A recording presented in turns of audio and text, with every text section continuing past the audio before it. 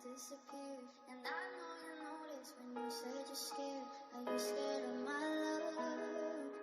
Are you scared of our love? And I know you want me back, but do you know that all of the hurt from my past that you show? And I know you want me back. Hey, Yekcyr.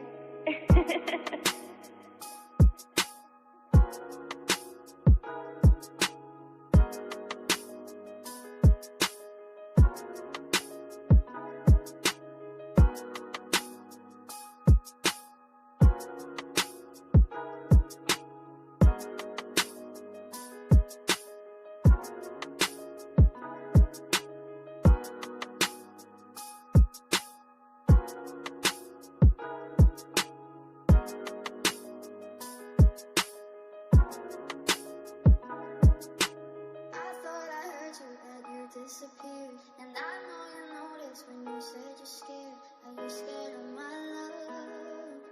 Are you scared of our love? And I know you want me. I thought I heard you, but you disappeared. And I When you're in the dark, do you really wanna fall apart? I feel like I'm falling in reverse. You said you never try to leave my side, but all you ever told was lies. I can face the demons on my own. I'm made of stardust, I'm blowing away. Who knew you would seal my fate? Time flies by when you're in the dark. Do you really wanna fall apart? I feel like I'm falling in reverse. You said you never try to leave my side, but all you ever told was lies. I can face the demons on my own.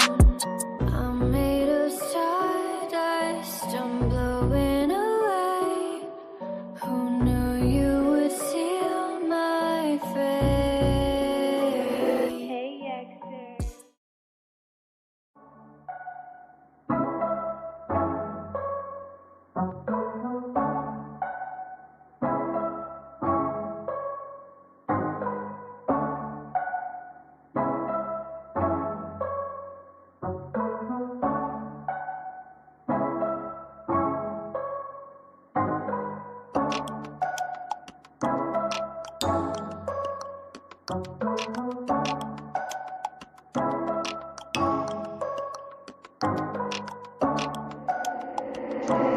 Hey, Yekcyr.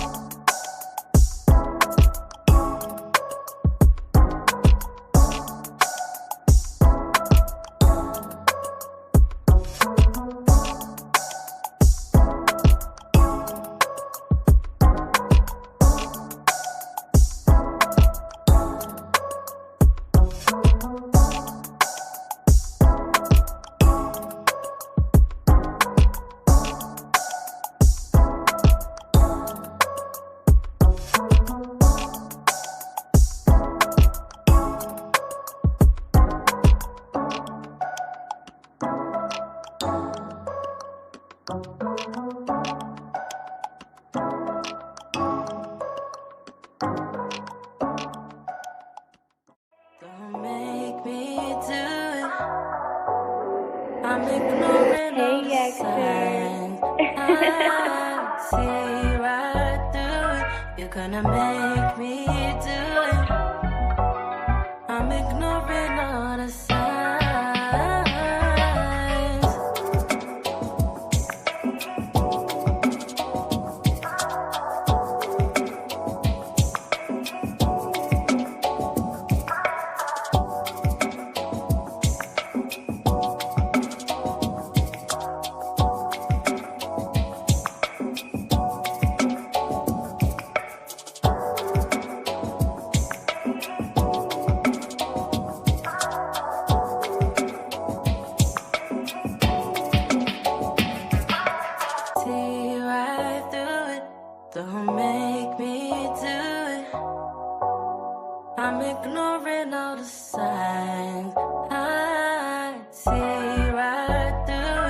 gonna make me do it.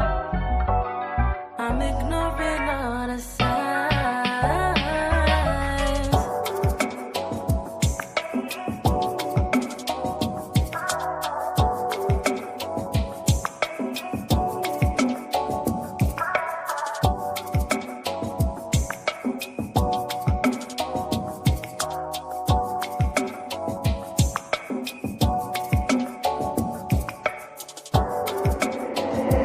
Hey, Yekcyr.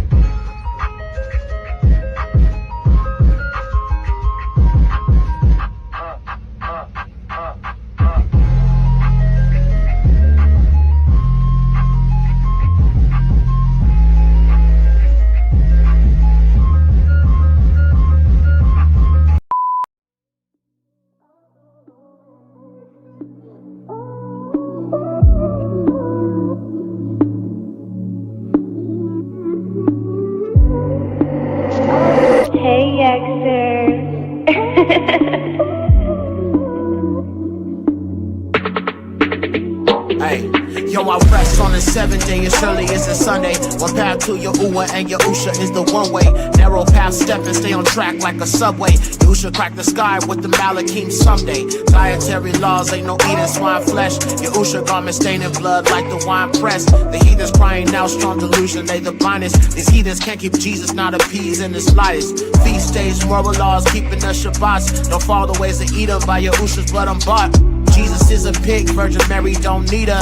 Yekcyr spin the block on the devil with the heater. Covenant keeper, the Ruach is my teacher. Yahuwah the creator, worship him and not the creature. Christianity can't be any same old difference. You call on pagan names and you call yourself bishops. Heathens in these camps, Jacob giving up his birthright. Held up with these nations, white body like a termite. Reject the Messiah, yeah, your doctrine is Jewish. Scum of the earth, cause that doctrine is sewage. Yahusha in the Torah, you can't see it, you foolish. Committed to Yahuwah, it's a fact that I do this. You are my enemy if you an enemy of Torah. Destruction for the wicked, just like Sodom and Gomorrah. Ain't no new ways, doctrine, no chakras, no auras. The Apocrypha, I read it, I explore it like Dora. I'm a strong black man with biblical values. Fulfill doesn't mean abolish, yeah, I'm quoting out Matthew. I'm not a patriot, I am fearing the lure. 24 and forever, my king is Yahusha. I don't care about America, she surely gon' fall. And the ops gon' hate you when the Kadasha you called. Yahusha 24, always and forever. To Yahuwah I surrender, my life has been better. Put no trust in no man or you are a curse. All esteem to Yahuwah, ayy, I put him first. Yeah, whoa, ayy. Yahusha 24, ayy, it's Yahusha 24, ayy. Yahusha 24, Yahusha 24. All esteem to Yahuwah in the highest. Baruch haba Basham Yahuwah. Baruch atah King Yahusha. Yo, hey to the who I hate, yeah. Yo, hey to the who I hate. Hey, Yekcyr. Yo, hey to the who I hate, yeah. Yo, hey to the who I hate. Yo, hey to the who I hate. Yo, hey to the who I hate.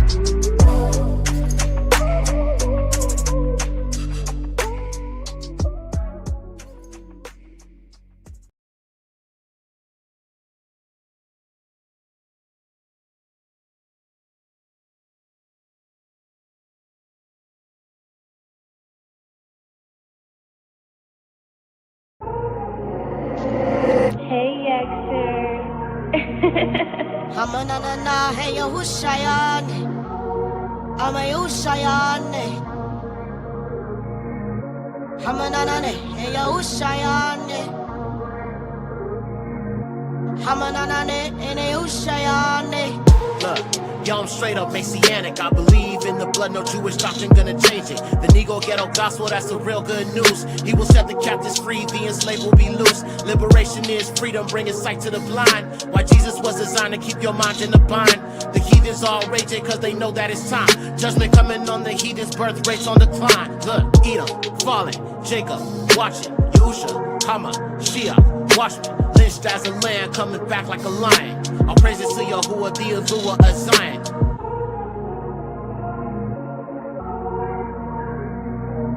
Hamanana, hey, Yahushayan.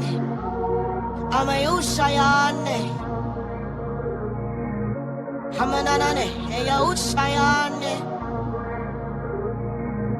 Hamanana, hey, Yahushayan. And Yahusha is the way, truth, life. They wonder how the truth, so they painted it white. And the devil coming to you as an angel of light. Yahusha coming with a vengeance like a thief in the night. Yeah, better let them know I'm Yahushayan. Messianic Yahudi, I'm a son of Zion. And Yahusha HaMashiach, both king and high priest. He will avenge all his people, all the slain and deceased. Whoever dwells in the secret place of the Most High shall abide under the shadow of Alua Shaddai.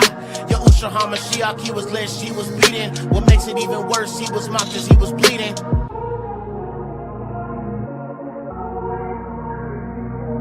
Hamanana, hey, Yahushayan. Amayushayan. Hamanana, hey, Yahushayan. Hamanana, hey, Yahushayan. Bum, bum, bum, Yahushayan.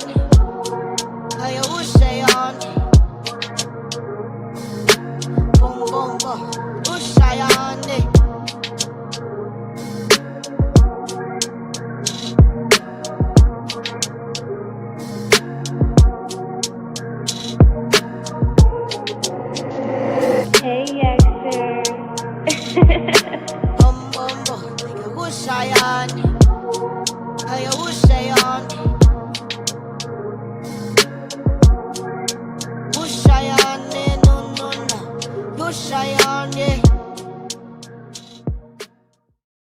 vibe. It's like really chill. That song was real chill. I was feeling that song.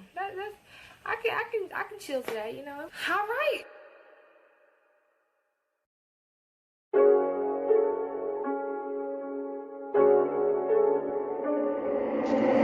Hey, Yekcyr. Yeah. You committed to the money, you committed to the fame. The Torah like menorah, cause it's lit just like a flame. You committed to the money, you committed to the fame. The Torah like menorah, cause it's lit just like a flame. Hey, kingdom is eternal, lake of fire and inferno. Matthew 7:23, a permanent deferral. The wrath of Yahuwah, that's a turbulent dispersal.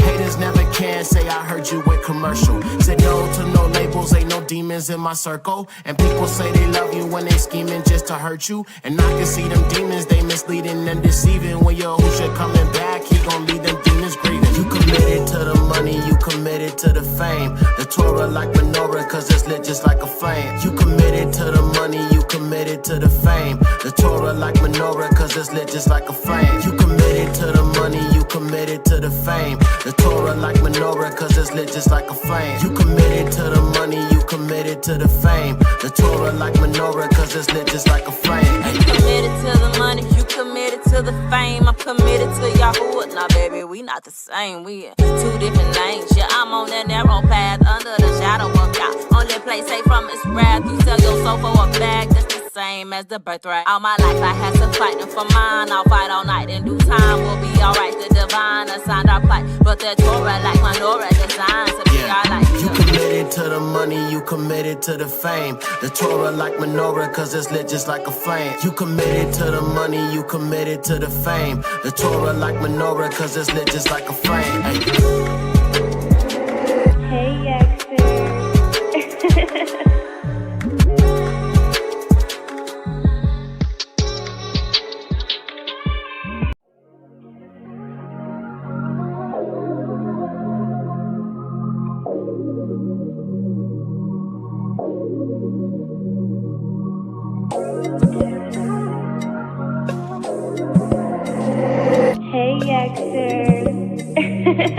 look, yeah.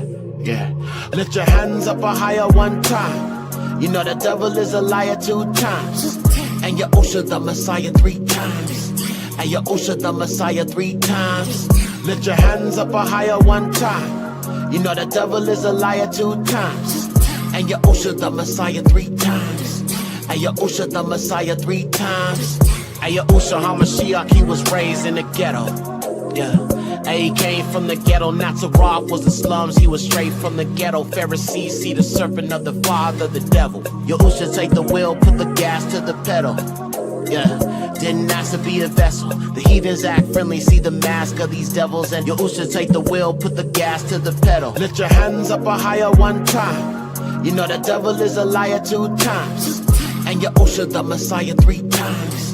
And Yahushua the Messiah 3 times. Lift your hands up higher one time. You know the devil is a liar 2 times. And Yahushua the Messiah 3 times. And Yahushua the Messiah 3 times. And Yahushua HaMashiach, he was raised in the ghetto. Yeah. And he came from the ghetto. Nazareth was the slums. He was straight from the ghetto. Pharisees see the serpent of the father, the devil. And Yahushua HaMashiach, he was raised in the ghetto. Yeah. And he came from the ghetto. Nazareth was the slums. He was straight from the ghetto. Pharisees see the serpent of the father, the devil.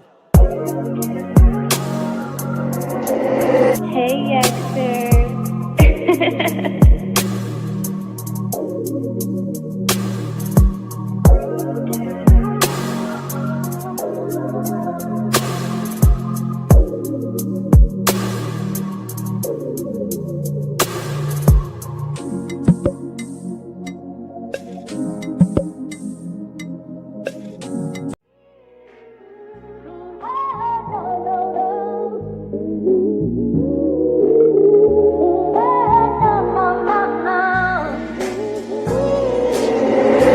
Yekcyr.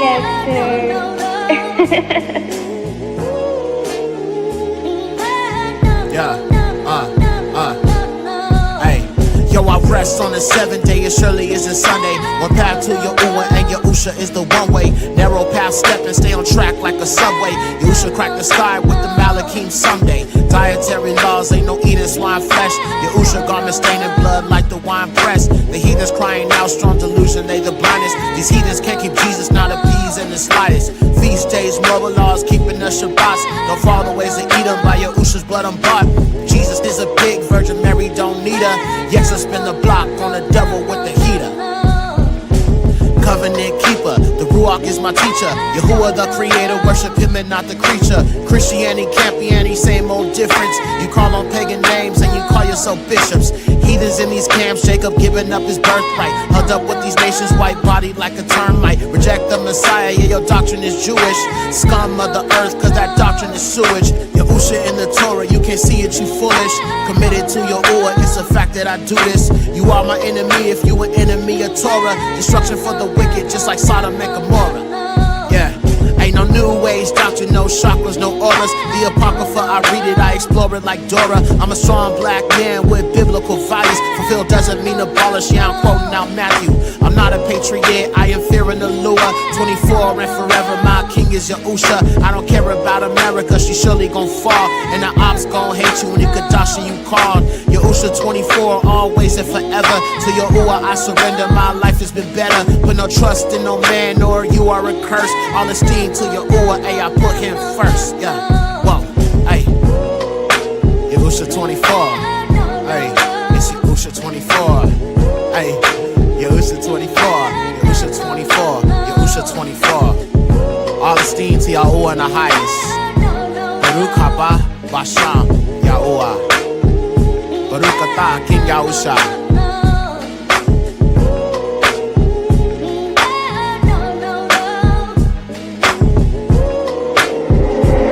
Hey, Yekcyr.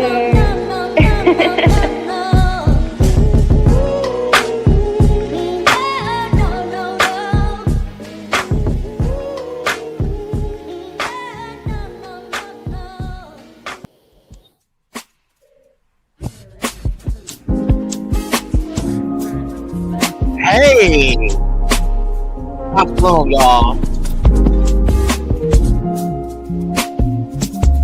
Hey,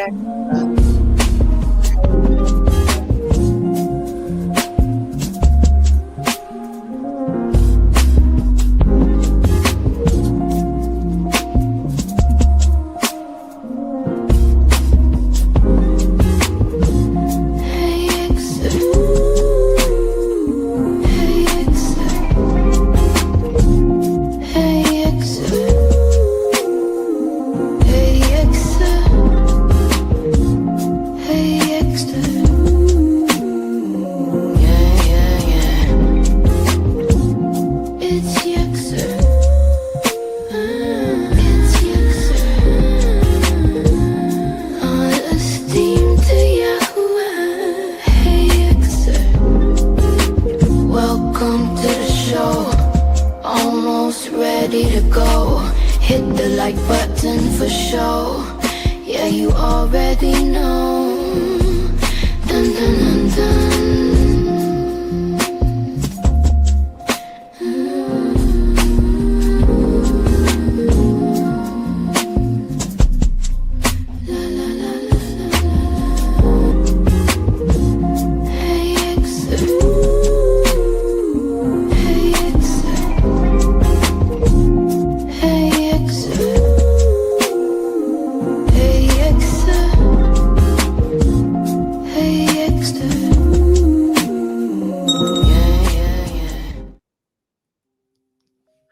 Shalom, shalom, shalom, shalom. All praises to the highest, giving all esteem to Yahuwah, the highest, and Yahusha Hamashiach, the coming king.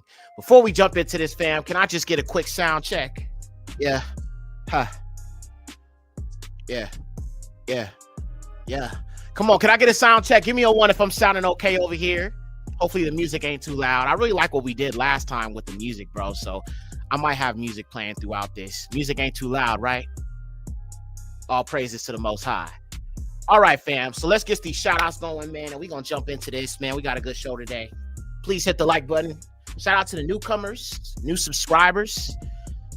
Y'all are very much appreciated. You will learn a lot at this channel, bro. Listen, my channel is not for everybody, bro. I get that. And we got to talk a little bit about that before I get into this. But you're going to learn a lot if you stick around. You feel what I'm saying? So, yeah, all praises. So let's get these shout-outs going. All right, so let's start with the mods. Queen Raya is in the building. Shabbat Shalom, Queen, daughter of Zion. All praises to the highest. Good to see you as always, Queen. Yada Yahuwah. Adara is here. Shabbat Shalom, my sister. Good to see you. Yahuwah barak you abundantly. All praises. Good to see you, sis. Let's see. Dark Kid. What's up, Ak? All praises to the Most High. Shabbat Shalom. Welcome. Hezekiah. What's up, young one? This right here. Yo, I'm trying to help this youngster prepare himself to be one of the 144K. All right. All of our people out there, you can learn a lot from this young Yahudi. He's 12 years old, man, on fire for the Most High. This is 144K material right here. You know what I'm saying? All praises. Shabbat Shalom to you, young Yahudi, young one. Baruch atah, Yahuwah. All right. Yummy is here. What's up, sis? Shabbat Shalom. All praises. Good to see you. The big Ak. Dennis Austin is in the building. What's up, Ak? All praises to the Most High. Yada Yahuwah, big Ak. Good to see you as always, Aki. Much love. All right, I think I got all the mods. I don't see Yahudi Blue in here, though. I don't know if she showed up earlier. She's coming in a little later. Used to see her around this time, so I don't see her. But I think that's all the mods for right now. So let's jump into the regular chat. Sunshine Vibes is here. Shabbat Shalom, sis. Tiki is here. Shabbat Shalom. John Daash 3841. Shabbat Shalom, royal family. Yekcyr, I praise Yahuwah for you. How Yahuwah has equipped you to teach us about ourselves and about our enemies. You are truly a warrior. Love you, bruh. Praying. Thank you so much, sis. Much love to you. And that's kind of what I wanted to talk about before I get deep into this. Listen, one thing I will say, bro, is when it comes to our people, Yahuwah is dealing with every single one of us in different ways in regards to those of us who have responsibilities to teach the word. All right. And I want to say this because I don't want people to misunderstand my intentions with the things that I bring out. My message is always to our people first. As Yahushua was sent to us first, as Paul dealt with us, was on assignment for us, I always prioritize my people. So from the people from the outside looking in, it almost might seem like I don't rock with these other nations at all. You know what I'm saying? Which is just not true. I fully rock with the Adamic nations. I mean, you know, I love all melanated people made in the image of the highest. And this message is, you know, for our people to wake up, but also the other nations who have been oppressed by the fallen seed. Now, when it comes to the fallen seed, I have no love for the fallen seed. It'll make some sense today as we go through some of this, but I just want to say that Yahuwah put it on my heart that I'm going to have to expose white supremacy, right? Not so much that I can't talk about other biblical things, but I realize that a lot of the understanding I do have about our enemies is not known amongst our people in a major way. It's just not. Some of our people know this, but a lot of them do not, especially those of our people who are coming off the milk and trying to come into the meat of the word. Family, we cannot be afraid to talk about certain things because people are offended. Look at all the things they said about us. They said we're three-fifths human, we're cursed with black skin. So how under the dome could you give a damn about what the fallen seed cares about you for what I'm talking about?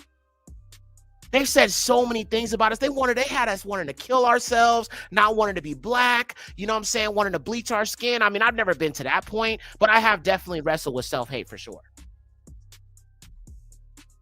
I always have my Negro features talked down on. You know what I'm saying? Ever since I was a little boy, you know what I'm saying? Afro, big lips, you know what I'm saying? Wide nose. You always had something to say about me.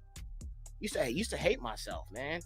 Matter of fact, let me show y'all something real quick. This is a bit of a side note, but I just want our people to understand, bro, what the people have done in regards to the brainwashing, making us hate ourselves. You see, it's our job as the disciples and the children of the Most High to help our people come back into covenant with Yahuwah And coming back in the covenant, one of those great revelations is you are made in his image. Okay, you are made in his image. You look like your heavenly father. What could be better than that? What could be better than the fact you look like your father in heaven? You look like Hamashiach, who came to redeem you. So there will be no confusion. There won't be no confusion for no Middle Easterns or no, olive skin like they be trying to say all the time. Nah. But I just want you to understand what the children of Lucifer have taught our people, family. Take a look at this. What? Don't say that. Don't say that. Don't say that. You are so pretty. You all shut up. Go in the room. When you look at yourself, you supposed to say, I'm so pretty. You are so pretty. Do you hear me? You got the prettiest little dimples. You are too cute. Oh. You see, when people tell me it doesn't matter who the Messiah is and who Yahuwah's people are, nigga, this is why, nigga. This is why. It is the children of Lucifer who have made us hate ourselves, bro.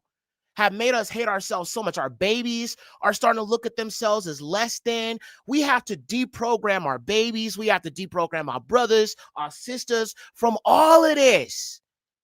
Because it is nobody but the Caucasian who has caused us to think of this way about ourselves. And shout out to this mother. This is a good mother right here. To all of our women out there, daughters of Zion that are helping our babies understand this, it is so important for you to help them love themselves. This is why I suggest channels like Torah Trained Kids that, shows black, Israelites, a black Messiah with woolly hair, the way it was intended to be. Beautiful, catchy songs for your little children to watch. Our people need to understand Yahuwah, Yahusha, man. That's the only way out of this. You feel me? But this is why I have to do the work that I do, because the children of Lucifer have taught our people to hate ourselves. And so it's my job to help undo some of that programming and help us see the light that is being made in the image of the highest. But it's a lot of self-hate that we have to overcome. All right? But this is why we do the work we do over here. Oh, no, you gonna make me cry. You're not ugly. Baby girl. You are so pretty. You look like you have this beautiful chocolate skin. All right. I just wanted to show y'all that with on this platform, the self-hate. I have to help our people to love themselves and to see themselves as, mattering to the Most High. And like I said, it's just a lot of stuff that we gotta do away with. You know what I'm saying? And it's just, it's trash. And so because they have made our people feel like this, I feel no ways about what the scriptures reveal about them and the ugly truth that is written and put out about them. So we're going to be talking about that a little bit today. But I just want to make it clear. My job is to help expose the fallen seed. And I will be spending a lot of time on this channel doing that. Doesn't mean like I said, I'm not going to talk about other things, but that is where Yahuwah has me right now. And today in this lesson, you're going to understand why, because you are seeing the dog whistles of this final beast system of Daniel 7 coming into fruition. And I've talked about the eagle symbolism. I talked about the Esau, Edomites, the eagle symbolism and all of that. But I'm going to kind of really, really box this together and break some things down for you, because the 10 kings or the 10 kingdoms mentioned in the book of Daniel goes back to these white Indo-European fallen angel descendants, Nephilim, so-called white man today. We're going to talk a little bit about that today, and we're going to get really, really deep. So all praises to the Most High. Please hit the like button. All right. If you haven't, please hit the like button for sure. All right, y'all. So let me go ahead and switch my screen over. And if I didn't get you in the shout out, I apologize. We got to jump into this. There's just too much to get into. Now, one more thing. For those who don't know, The Lamb That Was Lynched, the movie and the album, is dropping next Friday. I will not be doing an episode here on the Friday, but I definitely will be doing a listening party. So we'll go live on Friday before the film drops, and we'll go through each song, or maybe we'll do it after the show. I don't know. I'll figure it out, but I'm thinking we'll do it 5 o'clock before the film drops on YouTube. The film is going to drop like around 8 p.m., something like that. It's only like an hour and 23 minutes, so it's a short film, but I was going to do a live before the film premiere, just going through the album, talking about the songs, why I made the song, what the song meant, so on and so forth. I do this every album, so I will be doing that next Friday, 5 o'clock Eastern Standard Time. Make sure to be here, all right? All right, so let's get into it. The Aryan bloodlines of Atlantis, 10 kings, the Indo-Europeans, and the serpent seed. That is what we're going to be discussing today, and you're going to learn some stuff that you probably never knew before, so all praises to the Most High.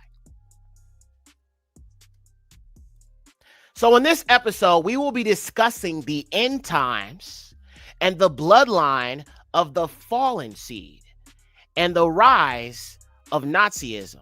And that's what we're seeing today. I mean, look all around you, right? Now, in understanding this, first, we need to look at the prophecies in the scriptures. There are several mentions of 10 kings and 10 kingdoms, all right? And that has everything to do with what I'm going to be revealing today. All right, let's look at this. Daniel 2, 40 through 44. And of course, I will be reading the Brenton Septuagint translation of the scriptures. And it reads thus: "And a fourth kingdom, which shall be strong as iron beats to powder and subdues all things, so shall it beat to powder and subdue." So this is a very oppressive system. All right, a very, very oppressive. There will be no other ferocious system like this one. So what you've read in the past in scripture about these former kingdoms, there will be nothing like it. Even the previous kingdom or the Aryan nation that was run by Hitler, this will be that, but it'll be way worse. So I think the first thing our people have to understand is the mindset of hard times are here. I was just talking to my mother the other day, earlier about this. Let's keep going. "And whereas you saw the feet and the toes." Now, every set of feet has 10 toes, right? 10 toes, 5 toes on each foot. I had to be clear about that. We all have 10 toes collectively. Well, most of us, right? So those feet represent also the 10 kings or the 10 kingdoms.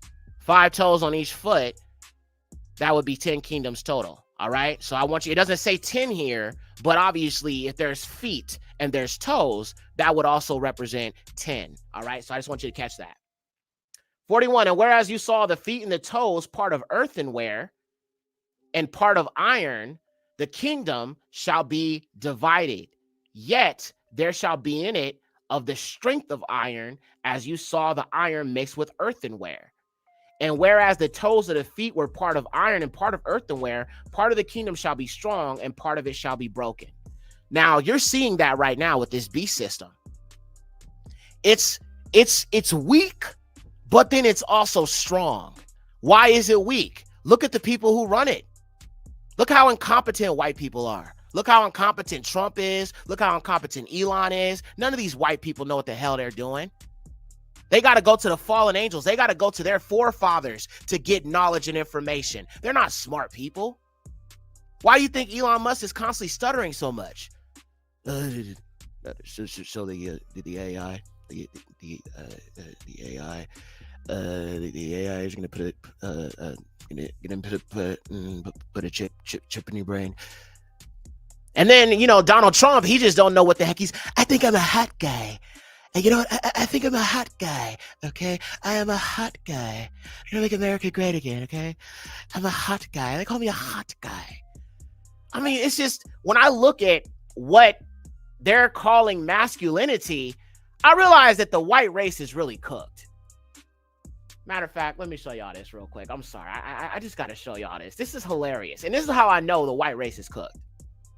The fallen seed is cooked. If this is what you consider masculinity, y'all are cooked.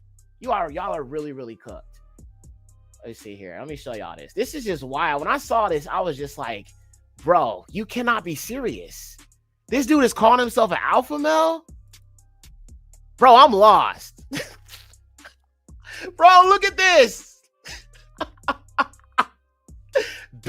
Hold on, let me do it in my white voice. Being an alpha male is awesome because 100% of the time I look like this. And also, the 100% of the time I look like my pinned post. Bro, he looked like he got bullied in school.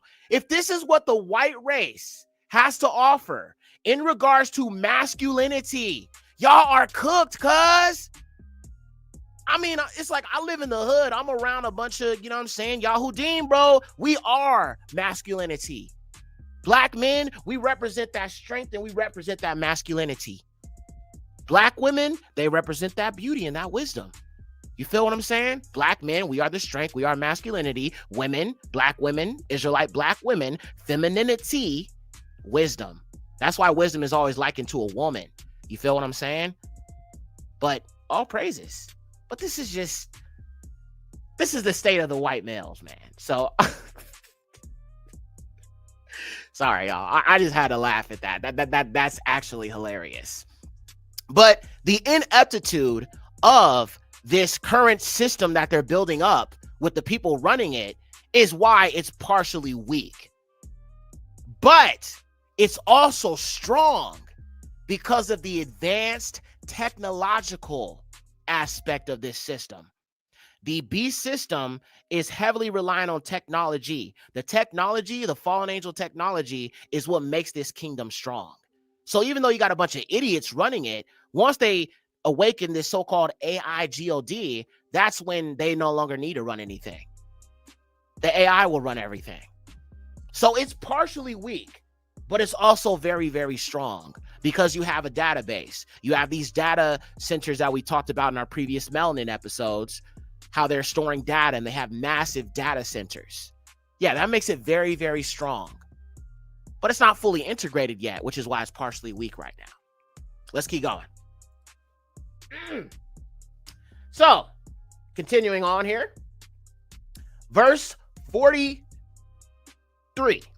Whereas you saw the iron mixed with earthenware, in some translations it says clay, they shall be. Now, who is they? Pay attention. They shall be mingled with Ha-Zara Adam. They shall be mingled with the seed of men. Who is they? Because it says they're going to be mingled with men. So that means we're not talking about somebody who's fully human here. We're talking about the fallen seed right now. Mingled with the seed of men. Okay, let's keep going. But they shall not cleave together as iron does not mix itself with earthenware. And in the days of those kings, the allure of heaven shall set up a kingdom which shall never be destroyed, and his kingdom shall not be left to another people. Praise Yahuwah. But it shall beat to pieces and grind to powder all other kingdoms, and it shall stand forever. I want y'all to pay attention to that language there.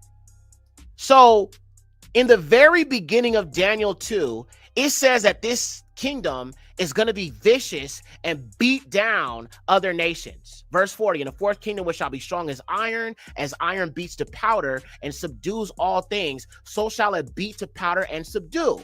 But see, Yahuwah is going to beat down this nation.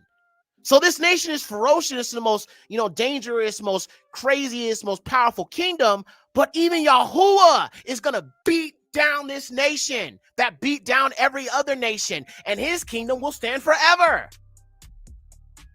So yada Yahuwah, man. Yahuwah's like, yeah, well, this kingdom is strong, but I'm stronger. I am the Alua.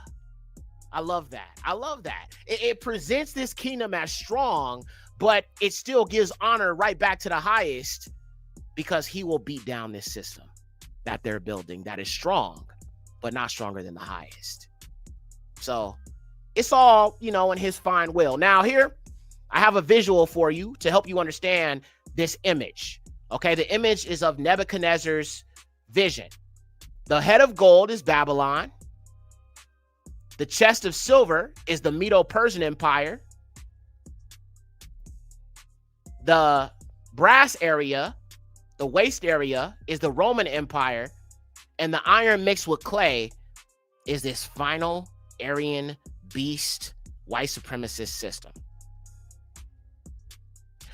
People have been saying, and I've heard it being taught in Christianity, that the final beast is the final kingdom is the Roman Empire. That's not what the scriptures say. It does not say that at all. It is greater than all the kingdoms that came before it. So it's not Rome. But we know that it's run by a mingled seed. People who are not fully human. Starting to make some sense now? Let's keep going. All right. Now, if you look at Nebuchadnezzar's vision, you have 4 kingdoms represented by each part of this image.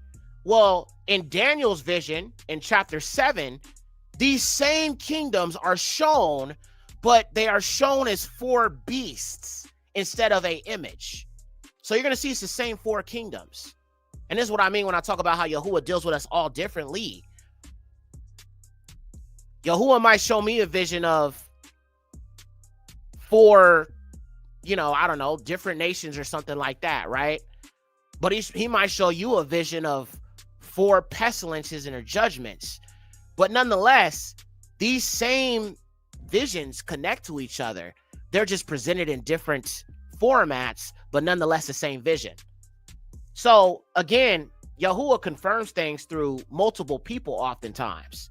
So let's look at, we see the 4, the Babylon, the Medo-Persian Empire, the Roman Empire, and this final beast kingdom. Now let's look at Daniel's vision and let's parallel it. All right, so this is Daniel, and this is chapter 7, verses 3 through 8. And there came up 4 great beasts out of the sea, differing from one another. The first was as a lion or a lioness, and her wings as eagle's wings. And I beheld until her wings were plucked, and she was lifted off from the earth. And she stood on human feet, and a man's heart was given to her. And behold, a second beast like a bear, and it supported itself on one side, and there were 3 ribs in its mouth, between its teeth. And thus they said to it, Arise and devour much flesh. After this, I looked, and behold, a wild beast as a leopard, and it had 4 wings of a bird on it, and the wild beast had 4 heads, and power was given to it. Verse 7. After this, I looked, and behold, a 4th beast. So you had 4 parts that make up the image, right? But that iron and clay connects to that 4th beast in Daniel's vision. All right, I just want y'all to see the similarities here. All right, let's look at it. After I looked, and behold, a 4th beast, dreadful and terrible, and exceedingly strong, and its teeth were of iron. So you had legs of iron. Well, this is a beast with teeth of iron, devouring and crushing to atoms, and it trampled the remainder with its feet. And it was altogether different from all the beasts that were before it. And it had what? 10 horns. 10 horns. So there's that 10 again. All right. We had 2 feet, 5 toes on each foot. That's 10 toes. And then we also have this beast, this ferocious beast with 10 horns. So it's the same vision. It's just Yahuwah is relaying it in different ways. Barak Yahuwah. Let's keep going. And I noticed his horns, and behold, another little horn came up in the midst of them, and before it, 3 of the former horns were rooted out. And behold, there were eyes as the eyes of a man in his horn, and a mouth speaking great things. This is getting interesting, isn't it? Let's keep going. These 4 great beasts are 4 kingdoms that shall rise up on the earth, which shall be taken away, and the Kadashim of the Most High shall take the kingdom and possess it forever. Yes. Then I inquired carefully concerning the fourth beast, for it differed from every other beast, exceedingly dreadful. Its teeth were of iron and its claws of brass, devouring and utterly breaking to pieces, and it trampled the remainder with its feet. And concerning its 10 horns that were in its head, and the other that came up and rooted up some of the former, which had eyes and a mouth speaking great things, and his look was bolder than the rest. I beheld, and that horn made war with the Kadashim and prevailed against them. Okay.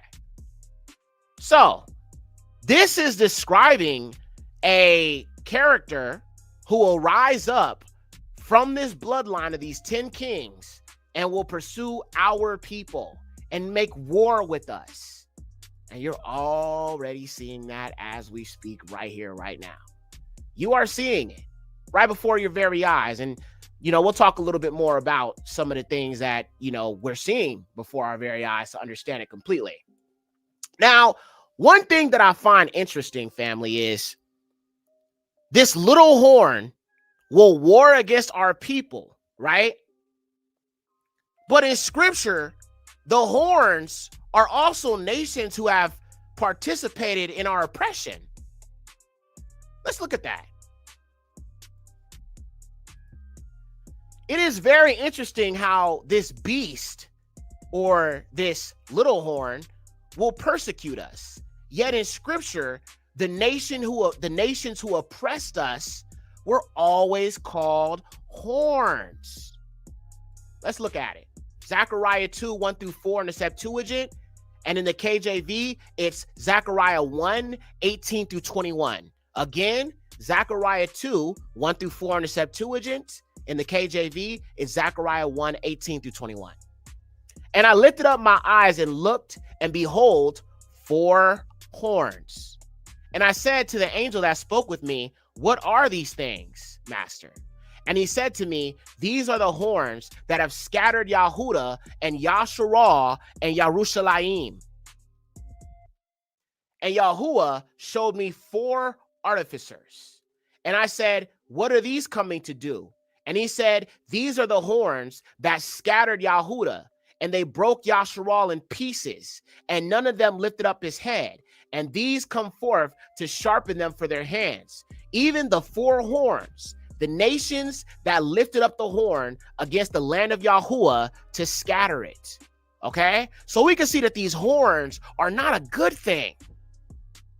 Our people have dealt with horns for so long all throughout the scriptures. It was always nations coming against us. Let's look at another one. Jeremiah, this is Jeremiah 31, 25 through 26 in the Septuagint. And in the KJV, it's Jeremiah 48, 25 through 26. Again, Jeremiah 31, 25 through 26 in the Septuagint. And in the KJV, it's Jeremiah 48, 25 through 26. And it reads, the horn of Moab is broken, and his arm is crushed. Make you him drunk, for he has magnified himself against Yahuwah. And Moab shall clap with his hand, and he shall also himself become a laughing stock. So we see Moab, one of the nations that raised up a horn against our people. Let's keep going. There's another one. And then Psalms, this is going to be Psalm 17, 3 through 4 in the Septuagint. In the KJV, it is Psalms 18, 4 through 3. For Yahuwah is my firm support, and my refuge, and my deliverer. My Eluah is my helper, Azari. I will hope in him. He is my defender, and the horn of my salvation. So we have a righteous horn, a horn of salvation. That is what Yahusha is. Shall raise up a horn of salvation. Okay. The horn of my salvation and my helper. I will call upon Yahuwah with praises, and I shall be saved from my enemies. Barak Yahuwah. So we see throughout the scriptures, there are so many references to these horns being oppressive nations who have scattered our people. scattered our people, family. Scattered us all over the world. You know what I'm saying? Let's keep going. All right. So we looked at these beast systems. We looked at the connection to the 10 horns and the 10 kings. All right. We see that Yahuwah is going to beat down this beast system with all power, and it will be given to his chosen people. All right. All praises to the Most High. Let's keep going. So it says that these 4 kingdoms are 4 kingdoms which shall be taken away. The saints of the Most High shall take the kingdom and possess it forever and ever. And then I inquired concerning the 4th beast, for it differed from every other beast, exceedingly dreadful. Its teeth were of iron, its claws of brass, devouring and utterly breaking to pieces, and it trampled the remainder with its feet. And concerning its 10 horns that were in its head, and the other that came up and rooted up some of the former, which had eyes and a mouth speaking great things, and his look was bolder than the rest, and I beheld, and that horn made war with the saints and prevailed against them. All right. So we can see clearly what this is telling us. Let's keep going. Now, this is Daniel. This is chapter 7, verses 17 through 27. Until the Ancient of Days came, and he gave judgment to the Kadashim of the highest, and the time came on, and the saints possessed the kingdom. And he said, the 4th beast shall be the 4th kingdom on the earth, and shall excel all other kingdoms. So every kingdom that was prior to this current system right now will not be anything like it. Okay, it'll be way greater. It'll be greater than the Macedonian Empire. It'll be greater than the Roman Empire, the Greco Empire, the Persian Empire, the Babylonian Empire, the Egyptian Empire. It will be greater than all kingdoms, all of them.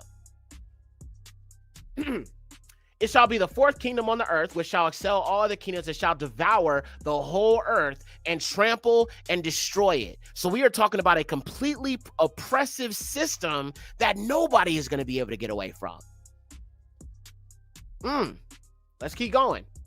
And his 10 horns are 10 kings that shall arise, and after them shall arise another who shall exceed all the former ones in wickedness, and he shall subdue 3 kings. And he shall speak words against the Most High, and he shall wear out the saints of the Most High, and shall think to change times and law, and power shall be given into his hand for a time, and half a time. So we're talking about a very proud individual. Anybody coming to mind right now? And the judgment has sat, and they shall remove his dominion to abolish it and destroy it utterly. And the kingdom and the power, the greatness of the kings that are under the whole heaven were given to the saints of the Most High. Hallelujah. That's us. And his kingdom is an everlasting kingdom, and all powers shall serve and obey him. All right. Now that would be obviously the kings who accept the chosen. Everybody else is just, it's a done deal. So these 10 kings, 10 horns, are connected to the anti-Messiah, little horn, meaning he will most likely be of Indo-European stock, family. Indo-European stock. This prophecy is very important in understanding what you are seeing with the rise in Nazism and World War II type of propaganda. This 4th beast is the Aryan white Christian nationalist system. You are seeing why you seeing such a rise in Christianity and people proclaiming the name of Jesus more boldly now. You think if Jesus is the truth, that they will be pushing Jesus to you? No, they're pushing you to Jesus because they're going to make you worship the Aryan God-man, fake white Jesus, the anti-Messiah.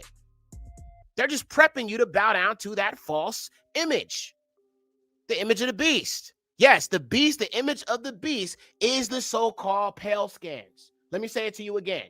The image of the beast is not just white Jesus. It is any image of white people. How do I know that? Let's look at the scriptures. Revelation 13 describes the beast as a beast man, a wild man. Let's look at it. Let's get deep. Let's get deep. Let's look at the Greek for I saw a beast rise up out of the sea. So if you are bowing down to sour cream supremacy, you're already worshiping the image of the beast. Because it's not just white Jesus they're going to want you to bow to. These so-called Aryans, ascended masters, or whatever you want to call them, they all going to try to get you to embrace this consciousness, this ascended consciousness, this Luciferian initiation. We'll get a little bit into that in a second. But let's look at this. This is going to mess y'all up. Revelation 13. Now, let's look at this in the Greek. I hate the Greek, bro. Y'all know I don't like the Greek, bro. But that's all we got for the so-called New Testament. All we got is Greek, no Hebrew. So look, if we look at, I saw a beast, we get the word therion, right? Now let's look at that. What does it say? A wild animal, a wild beast, a savage, ferocious, bestial man, a beast man, a wild man. He will be a Indo-European Neanderthal that will be running everything. All right? This is why it's so important to know the truth about who we are, bro. Because right here it says a beast man. The fallen bloodline. The Nephilim. Yeah, Peter Thiel. He's a perfect example of what I'm talking about with these Indo-Europeans. So, the image of the beast is anything made in the image of the so-called white man. Don't get me wrong. I'm not saying white Jesus is not a part of that. But many of our people are already worshiping the image of the beast because they're worshiping whiteness. I know that's such a deep concept. Y'all probably wasn't ready for that, but y'all know what it is over here. All praise it. All right.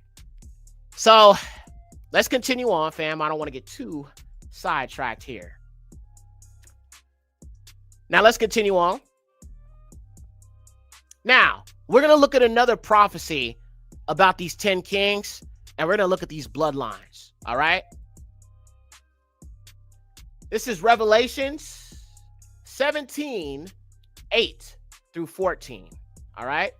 And it reads, the beast that you saw was and is not, and will ascend out of the bottomless pit and go to perdition. And those who dwell on the earth will marvel, whose names are not written in the book of life. Safar Qaim. From the foundations of the world, when they see the beast that was and is not and yet is. Here is the mind which has wisdom. The 7 heads are 7 mountains on which the woman sits, the great harlot. There are also 7 kings, 5 have fallen, 1 is, and the other has not yet come. And when he comes, he must continue for a short time. The beast that was and is not is himself also the 8, and is of the 7, and is going to perdition. Now, here goes the 10 again. The 10 horns which you saw are 10 kings, who have received no kingdom as of yet, but they receive authority for 1 hour as kings with the beast. So these 10 kings have to be connected to this Aryan fallen bloodline because they are doing the bidding of this beast. It's a confederacy, just like in Psalms 83. Let's keep reading. These are of one mind, and they will give their power and authority to the beast. 14. And these will make war with Hasha, the lamb. Hasha. And the Lamb will overcome them, for he is Adun Adunim Malak Malakim, Master of Masters, King of Kings. And those who are with him are called chosen and faithful. So we need to look a little bit more at these 10 kings so we can fully understand what the heck this is talking about. Now, in order to understand these 10 kings, first you have to understand that this ties back to Atlantis. there were 10 Atlantean kings, and they are the sons of the deity called Poseidon. All right, so let's look at this.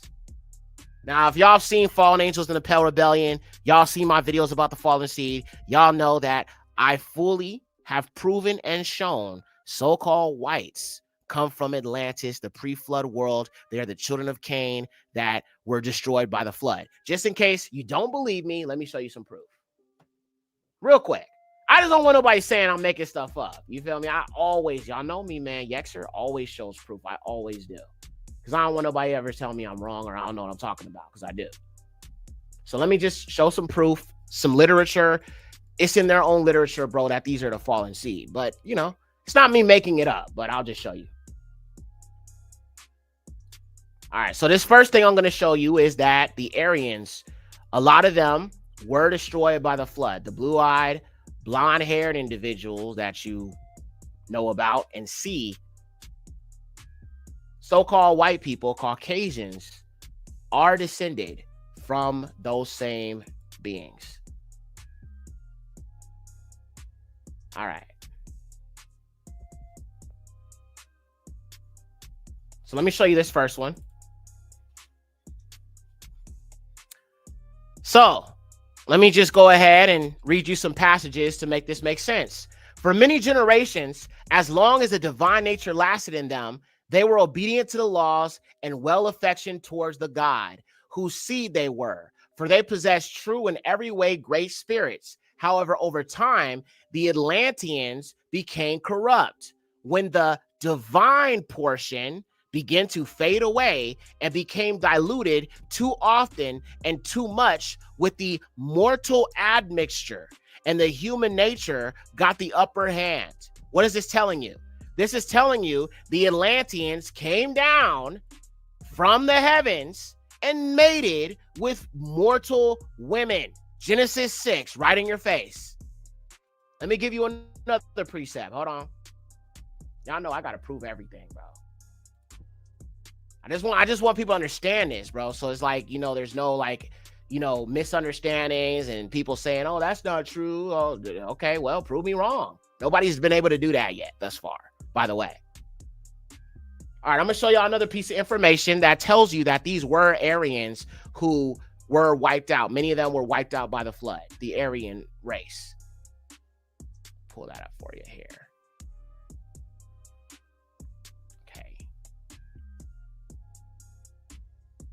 Thought I had it here.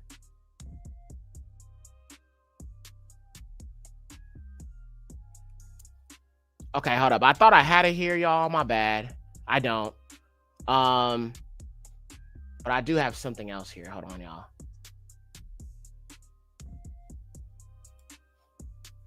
Always gotta show these receipts every time. All right, here's another piece of information. Look, the Guanches, the tall native inhabitants of the Canary Islands, they were just about exterminated by the Spaniards at the turn of the 15th century. According to the Encyclopedia Britannica, the Guanches are thought to have been of Cro-Magnon origin and had blue or gray eyes and blondish hair. These ancient mysterious people are also left stone pyramids and mummified their dead. Where did the Guanche come from? These are where a lot of these Berbers, these white Berbers I've talked about on this channel for so long, this is where they come from. These peoples were also described as having 6 fingers, you know, extra jaws, extra row of teeth. All of these things are connected to the Raphaim tribes. And let me give you one more evidence. It's my last piece and we'll move on. I just, you know, want to show everything. Look. Legends tell the people of bright beauty and excellent physical shape of the inhabitants of the Canary Islands. No one knows where this mysterious tribe came from 3,000 years ago. The Guanches call themselves the children of the volcano, the blue-eyed, red-haired giants. Who else has red hair and blonde hair other than white people? Not saying there's not people who don't have blonde hair that are black, but that is a mutation, which is obviously connected to the giants, the Nephilim. So I want you to understand, bright colored eyes, straight hair, red hair, you know what I'm saying, blonde hair, all of these are mutations. The original creation were woolly-head Negroes or Negroid people. So the reason why they look so different from us is because they were not created by the highest. And that's what I'm trying to get people to understand. All right. So got your proof right there. Now let's look at this information. So this is a little bit of information about these 10 kings. Okay. The gods of the Phoenicians, also kings of Atlantis. Now, remember how in Genesis 6, it talks about the world renowned, in Genesis 6, it describes the Nephilim as men of renown, meaning they were worshipped, meaning that they were looked at as heroes and, in a positive light, even though they were called oppressors in scripture. Let's look at this. Not alone were the gods of the Greeks the defied kings of Atlantis, but we find the mythology of the Phoenicians were drawn from the same source. Interesting. I'm going to fast forward a little bit here. Okay, actually, yeah. According to, I can't even pronounce this, Uranos was the son of Akuthon, and according to Plato, Akuthon was one of the 10 kings of Atlantis. Hello. It's right there in your face. Now, we are reading something that's not even a biblical source of information, but look how it supports what I've been showing you. Let's keep going. The 10 kings of Atlantis. He married his sister G. He is the Uranos of the Greeks, who was the son of Gaiatha, whom he married. The Phoenicians tell us Uranos had by G 4 sons, who was called Kronos, Betelus, and Dagon. And Dagon, that is that fish god. That is the deity that were worshipped by the Philistines. Okay, and that's when you see the Pope with that big old hat and it looked like a fish head. That is who Dagon is.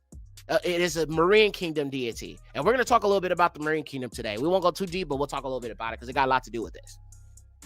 And Dagon, which signifies bread corn, and Atlas, Tammuz. Here again, we have the names of 2 other kings of Atlantis. Those 4 sons probably represented 4 races, the offspring of the earth. The Greek Uranos was the father of Kronos, the ancestor of Atlas. The Phoenician god Uranos had a great many other wives. His wife G was jealous. They quarreled, and he attempted to kill the children he had by her. This is the legend which the Greeks told of Zeus and Juno.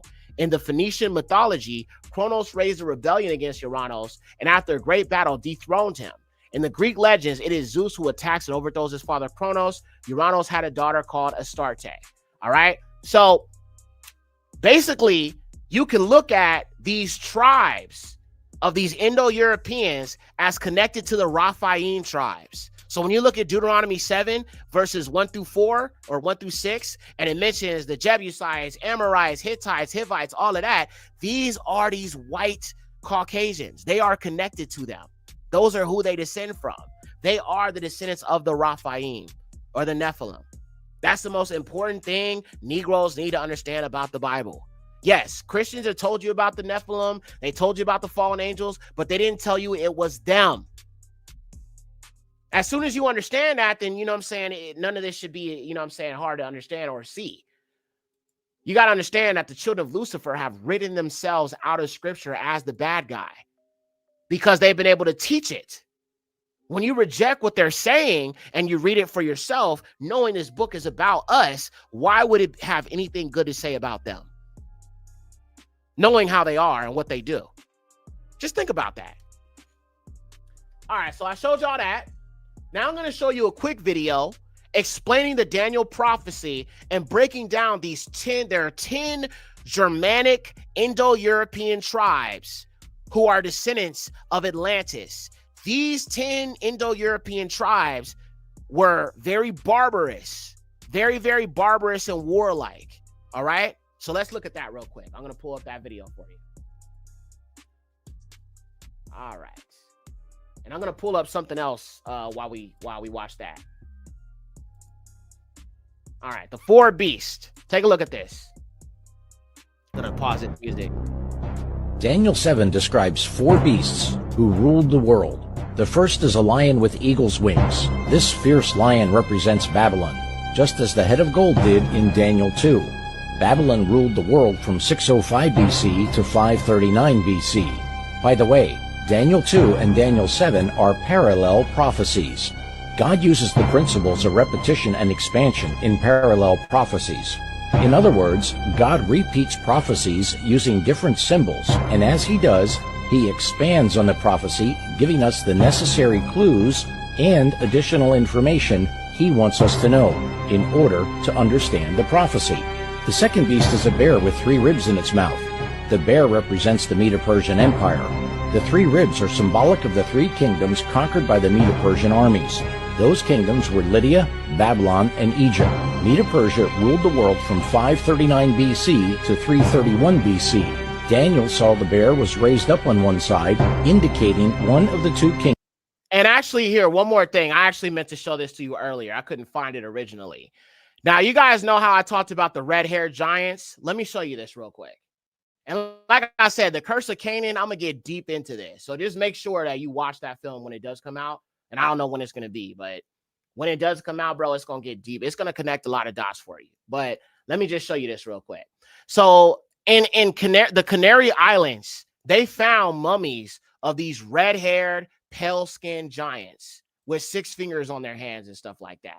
I'm going to show you some of them real quick. The cone heads, you know what I'm saying? I talked about the cone heads on here before. These people with these weird-shaped skulls and stuff like that. The Rothschilds and all that, they're all connected to these creatures. But look, this is what they found in Canary Islands in North Africa. Look at this.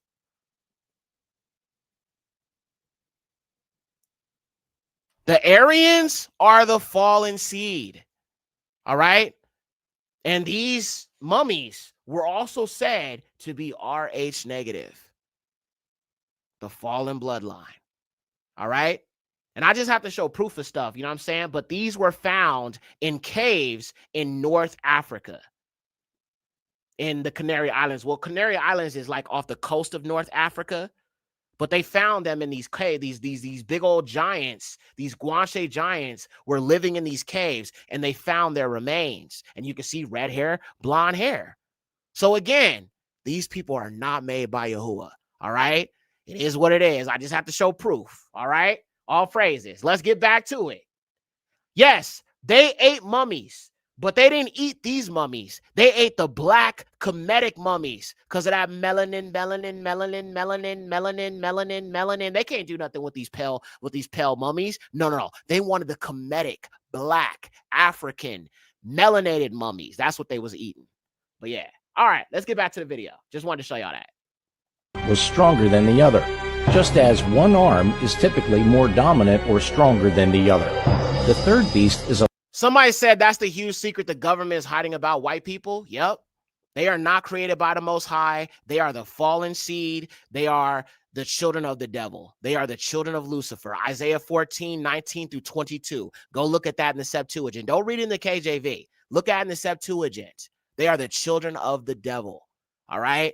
And like I said, if you've seen my shows, you see my movies and all that, Fallen Angels in the Pale Rebellion, if you watch my Nephilim series, I'll drop the link in the chat. So if y'all want to watch a little bit more, to those who are new to the channel, I'll drop the link and you can watch all these films. I've done a whole series on this. That's why I can say it unapologetically, because I've done the research to know it is 100% the truth. They are not human. Nothing about them is. But here, let me show you real quick. If you go to my Nephilim playlist, you will find all these films I've done right here. Look, they are not human.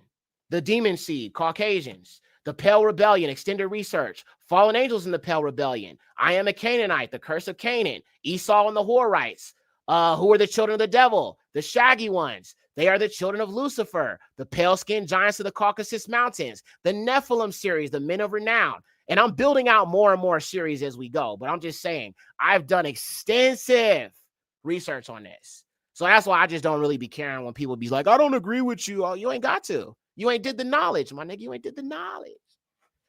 4 wings and 4 heads. The leopard represents Greece, led by Alexander the Great. The wings represent the speed which young Alexander conquered the world.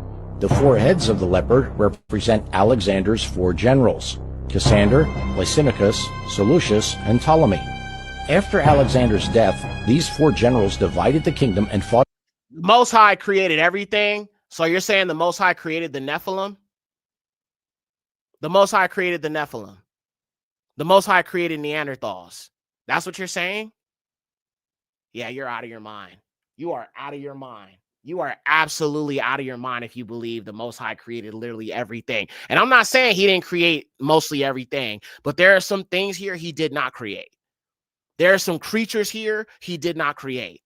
Like he said in the writings of Abraham, he didn't create the mule. Man made the mule. There's a whole bunch of hybrids out here and things that he did not make. The thing about Yahuwah that's special, is beautiful, is that everything about his creation is distinct. So no, he did not make the white man, because if he made the white man, their birth rates wouldn't be low. If he made the white man, they'd be fruitful and multiply. If he made the white man, they would not burn in the sun. If he made white man, they wouldn't have no hair like a freaking animal. He made a distinction between man and beast. They are hybrids. I keep telling y'all. I know the truth hurts, bro. The truth hurts. The truth hurts, bro. The truth hurts. But I'm going to just let this person be here as long as they don't be disrespectful. As long as they don't be disrespectful, they're allowed to be here and disagree. You know what I'm saying? They just not going to like the truth because it reveals things about their people that is not favorable at all. At all. You know what I'm saying? So I get why you mad. It's all good, though. Amongst themselves for control of Alexander's empire. Greece ruled the world from 331 BC to 168 BC. The fourth beast was a dreadful, terrible, and exceedingly strong beast with great iron teeth. This beast, with its iron teeth, represents the same kingdom as the legs of iron. Those legs represented the pagan Roman Empire. Then Daniel focuses on the 10 horns of this beast. All right, now pay attention, family. It's going to talk a little bit more about these Indo-European Germanic tribes, where the so-called Caucasian comes from. All right, pay attention. And coming up among them is another little horn, who destroys 3 of the first horns, as if they were plucked out by the roots. Daniel says, in this horn were the eyes like the eyes of a man, and a mouth speaking great things. In our last program, we learned the 10 toes of Daniel 2 were the 10 barbaric nations which brought about the destruction of pagan Rome. Those toes are the same as the 10 horns on the fourth beast of Daniel 7. History identifies these 10 barbaric tribes as the Visigoths, Franks, Suvii, Alemanni, Anglo-Saxons, Lombards, Burgundians, Heruli, Vandals, and the Ostrogoths. All right, so the Indo-European tribes connect to Atlantis, these 10 kings, and the fallen bloodline of these Caucasians. Okay? So it all connects, bro. It all connects. There's no way to debunk this. There's no way to fight it. It is what it is. And in case you don't believe whites are Hittites and, Canaanites and all that, I'll show one more piece of evidence. The Indo-Europeans are the Horites, the Hittites, the Hivites, all of that. They're all connected to the Indo-Europeans. And I can show you proof of that. Like I said, there's too much evidence.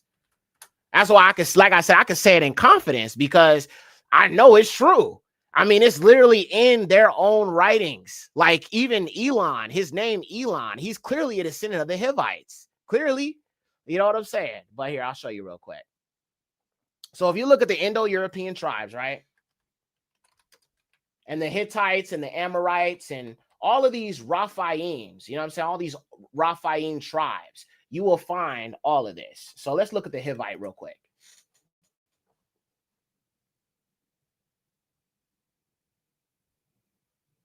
Look at that. Esau and the Hurrians. All right. I'm going to just show you this real quick, just so you can understand I'm not making this up, bro. Look.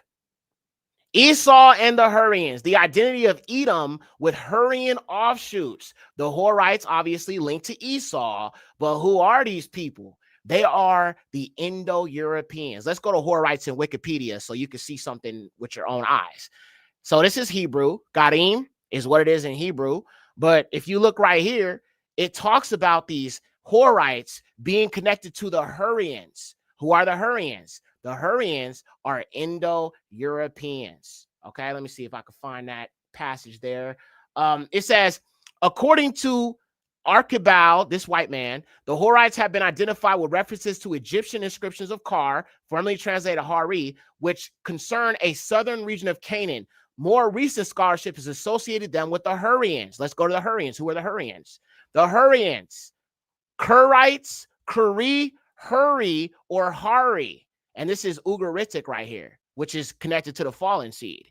So these are Indo-Europeans right here. Hittite Empire. Hurrians first documented the city of Uresh in Syria, Upper Mesopotamia, and Anatolia. All right. So these are a Indo-European people. And the Indo-Europeans, they spoke this language. They spoke this language because it's connected to the Indo-Europeans. All right. So like I said, there's just too much evidence, bro. You know what I'm saying? And once you understand and you kind of put two and two together, it's just easy. You know what I'm saying? It's like now when I make films about the fallen seed, it's so easy to do it because now I know all the names. I know the things they've hidden. I know where to look for stuff. I know where to find stuff. I know where websites to go to. I know what search engines to use. I know what terms to look up. I know everything there is to understand about this. So now it's just like when I'm doing research and putting these videos together, it's easier now. But yeah.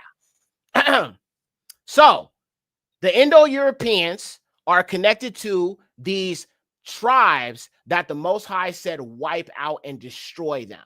Now, let me show you another example here of another Indo-European tribe that was connected to the dragon. All right. Let's look at this. Yes, receipts as always, sis. You know how it is. So the Thracians, who are the Thracians? The dragon people. The Thracians were a group of Indo-European tribes inhabiting the area of Eastern and Southern Eastern Europe. Their name is at least as old as Homer's Iliad. For ancient Greeks, they were Thrax or Thrakios, and their homeland was Thrace. However, the etymology of this word is not Greek. Unable to understand it, the Greeks invented a mythical ancestor, Thrax, the son of the war god Ares. Okay, so we have Indo-Europeans connected to a fallen dragon bloodline. Now, I'm about to blow your mind. Give me a 1 if you're ready to have your mind blown about what the word white really means. How many of y'all, give me a 1 if you are ready to get your mind blown right now. This is about to jack you up. So if you didn't expect to get fed today and you thought this was going to be a light lesson, yeah, you're going to be disappointed because I'm about to jack y'all up with this information. I love y'all, but I got to jack y'all up with the knowledge, bro, with the knowledge. All praises to Yahuwah.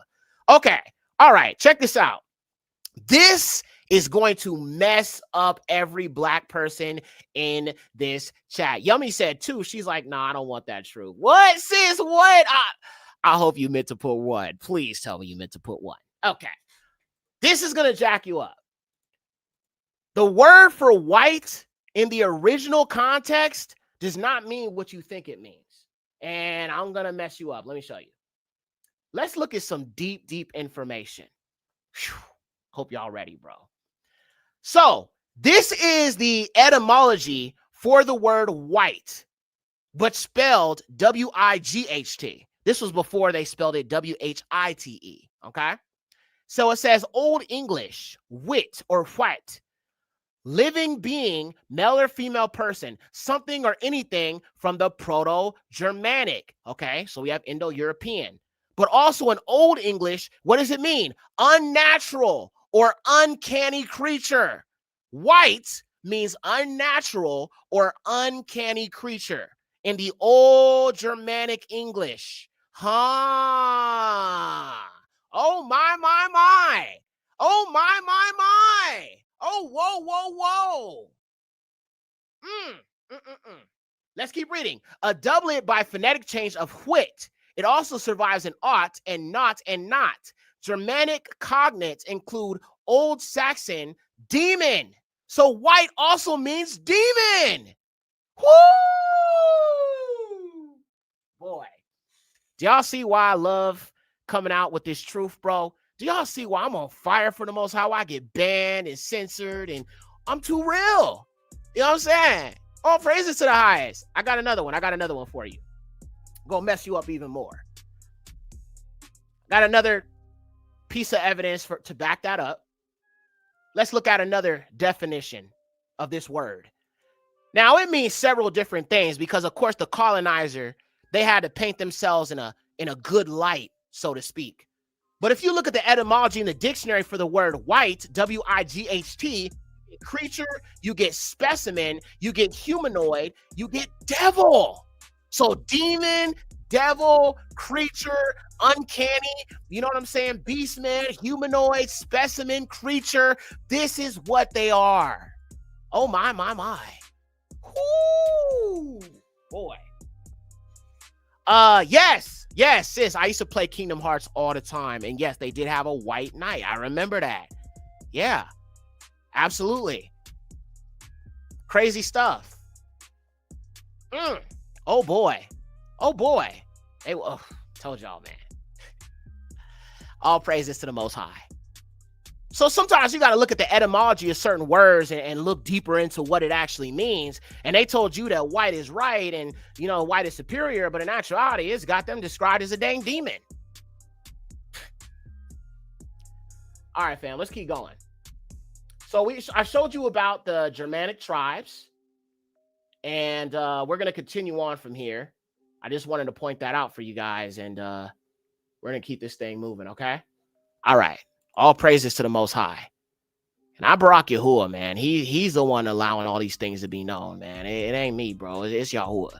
He shows me where to go, and I find the information. All right, so look.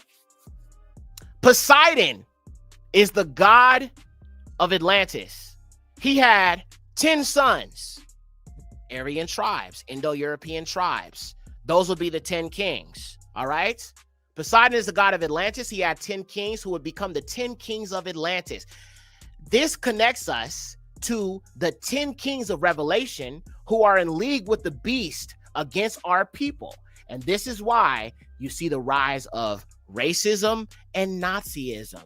Trump is a descendant of these Aryan, Indo-European, Atlantean tribes. As a matter of fact, these freaking Ish people are admitting he's Esau.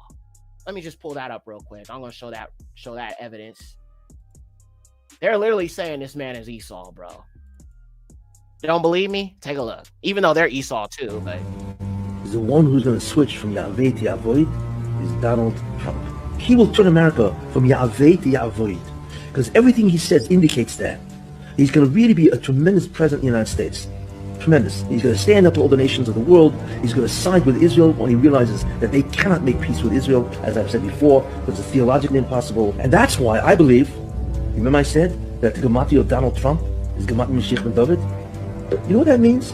He, I believe, is the Mashiach of Edom. So Mashiach is nothing more than an anointed one, right, that completely reverses the order of something. Trump, I believe, is the Messiah of Edom, of Esau. The Messiah of Edom, Esau, what? Even though this man is freaking Esau himself, this man is telling you Trump is Esau. Edom.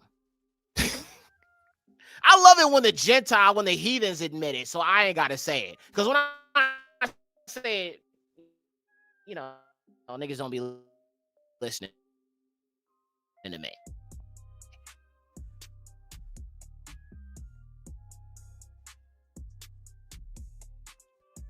So when they say it,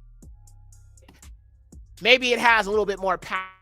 So you can see for yourself, they're even telling you he's Esau. And he's the seed of Esau or Edom or, you know, whatever you want to call it. You know what I'm saying? So all praises to the Most High. No man can hide from himself. Exactly, sis.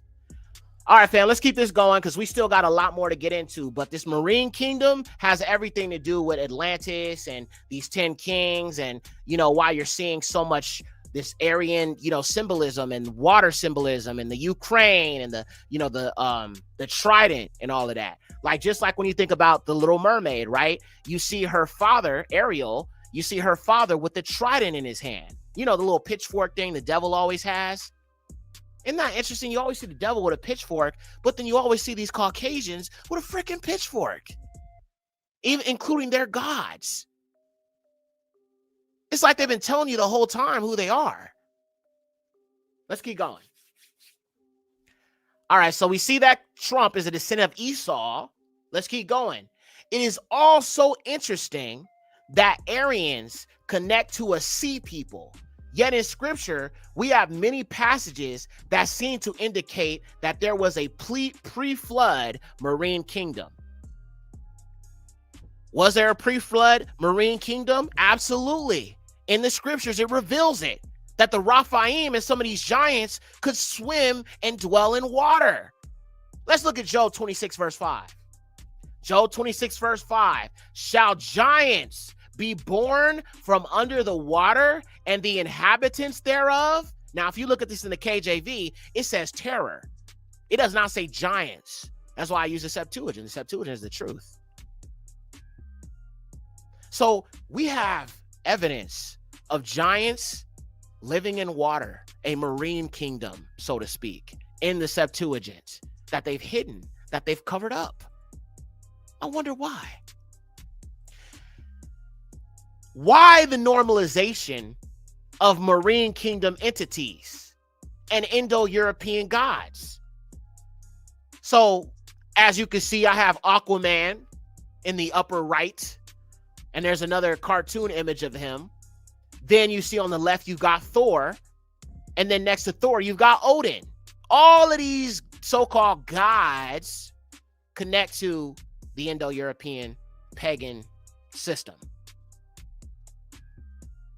Isn't it interesting, though, how all of these films and shows and movies are normalizing these Atlanteans? Because Aquaman is what you would consider an Atlantean. The Little Mermaid, why they got a black woman playing Ariel when it was originally a white woman? They're promoting marine kingdom worship by using a black woman with a white man, with a white dad. That's crazy, cuz. And it's like, I know they're trying to push this interracial stuff, bro. They're trying to push this interracial stuff. You know what I'm saying? And, you know, black people is like, oh, you know, that's good. She's a black woman. We got to have a black woman. And, you know, I support black women being seen and being appreciated and all that. But it's like, why she got to play that role? Chasing after the colonizer, the fallen seed, wanting to be with the fallen seed. And then they portraying her as a freaking demon. This is wild. And the mermaid was a redhead. Yes, sister. Yes, absolutely. Absolutely. The fallen seed. Yes. Yes. Now, listen, I'm not saying everybody with red hair is the fallen seed. But what I am saying is red hair is a mutation. Just as much as hazel eyes, green eyes, blue eyes, straight hair itself. So if you have red hair, you're a ginger. I'm not saying you're a demon or anything like that. Especially if you're black, because there's many black gingers out here. It's not, doesn't mean you're a mutant or nothing. It just means that somewhere along the line, recessive genes showed up. That's all. No biggie. All right. So we looked at that. Let's continue on. And I got some other videos I'm going to show y'all in a minute. So we see the normalization of these deities of these other nations. Why? Make no mistake, family, the golden age that Trump is talking about is the age of Aquarius, the New World Order, full stop. Also known as the False Awakening, the Light of Lucifer, New Age Consciousness, and the coming Luciferian initiation. I want you to pay close attention to these next few clips. The choice of words Donald Trump is using go back to Atlantis. All right. And I'm going to show you right now. So let me get some videos up and I'm going to go ahead and I'm going to show you guys these videos where he keeps on talking about this is going to be a golden age. This is going to be a golden age. What is he talking about? He is talking about this age of Aquarius. Okay. Let's look at a few examples of that. The dawn of America's golden age. It's going to be a golden age for America. We have things that nobody else has. We have more natural resources. We have, number one, nobody knew that until I came along. I made us number one. We're number three. I made us number one in a very short period of time in drilling. And, you know, you can talk about windmills. They litter our country. They're littered all over our country. Work without subsidy. You don't want energy. Okay, so this is his admission of this golden age. All right. And you're going to see him. I'm going to show you some more examples of this. And you are going to see that he constantly calls it that. All right. The golden age is, like I said, the New World Order, the Great Reset. You know what I'm saying? The Great Luciferian Initiation rebranded. That's all it is. So it doesn't matter if you have Biden, Kamala, Obama, Trump in office. It doesn't matter. Agenda 2030 will still happen. And keep in mind, it's not a mistake, bro. They chose him for a time such as now. Because this is about the rise of Aryanism. This is about the rise of the fallen seed against the chosen. This is the final attempt of the fallen seed to destroy our people. So it's time to put the gloves on and be ready to knock out some people if you got to. I'm just saying. I'm not telling you start nothing. I'm just saying defend yourself if they, try to mess with you, because this devil right here, he emboldening these people. And like I said, bro, the energy's a good business. Look, you want to be a MAGA supporter, that's totally fine. If you want to support this clown. But don't let you being a Trump supporter get you effed up. Don't let you being a MAGA fanatic get you effed up coming around the hood talking that N-word stuff. We don't play that over here. So if you're going to be a little bitch and you're going to say all this stuff on social media, then just just do that. Because I can't get to you. But don't come around me talking that stuff, talking that jive. I don't give a damn about this system that's made to help you out. You get in my face with that, homie, you getting that work. Period. Sorry, I just had to say that because, certain people think that they could try me. All right. So you saw him mention the Golden Age, and I'm going to show you another example of this. Here we go. Trump was asked if he'd rule out using military force to get control of Greenland and the Panama Canal, and Trump would not rule that out. How would acquiring that land help everyday Americans better afford their day-to-day expenses? Well, first of all, Brianna, thanks for having me. Really appreciate it. Listen, President Trump is bringing us into a golden age of America. This is the new manifest destiny, reacquiring the Panama. There it is again, the golden age, manifest destiny. Now, just so you might have some questions about trying to understand what this golden age is, I'm going to go ahead and play a video from one of these children of Lucifer explaining it in such an exciting way. Just find it interesting that she's explaining it like it's a good thing. And the concept of the golden age is that it's going to be a time of unity and consciousness and the massive awakening, a false light. As I said, the awakening is already happening right now with the dry bones of our people. But there's a false light and there's a false awakening that is happening amongst Lucifer's children. That's what this golden age is. So let me go ahead and show y'all this video of this white woman breaking it down. The golden age is basically in the same way that we have our year, we have the seasons in each year, the 4 seasons. There's also something called the Great Year, which is basically like every 24 to 25,000 years, which is split up into 4 sections. And it's the Iron Age, the Bronze Age, the Silver Age, and the Gold Age.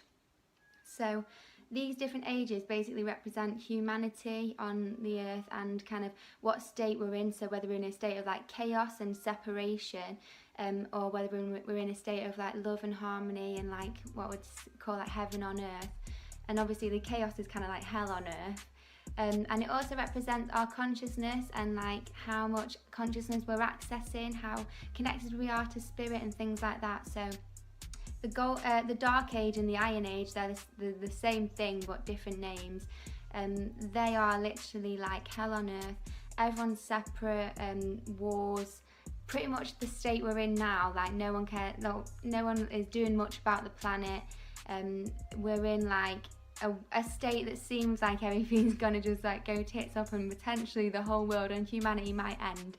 And that's like the Dark Ages. It's just like the worst of the worst. and like just kind of disconnected to source and stuff.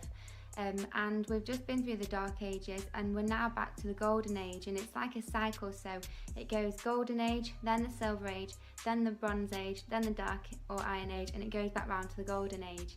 So we're heading into the Golden Age now, and it's called the Age of Aquarius. If you look at the zodiac sign, we've been in the Age of Pisces for about 2,000 years, and that was kind of the Jesus time till now. And Pisces, the fish, is represented with Jesus, and Christianity, it's the little fish. So the Pisces sign represents belief. You believe in something.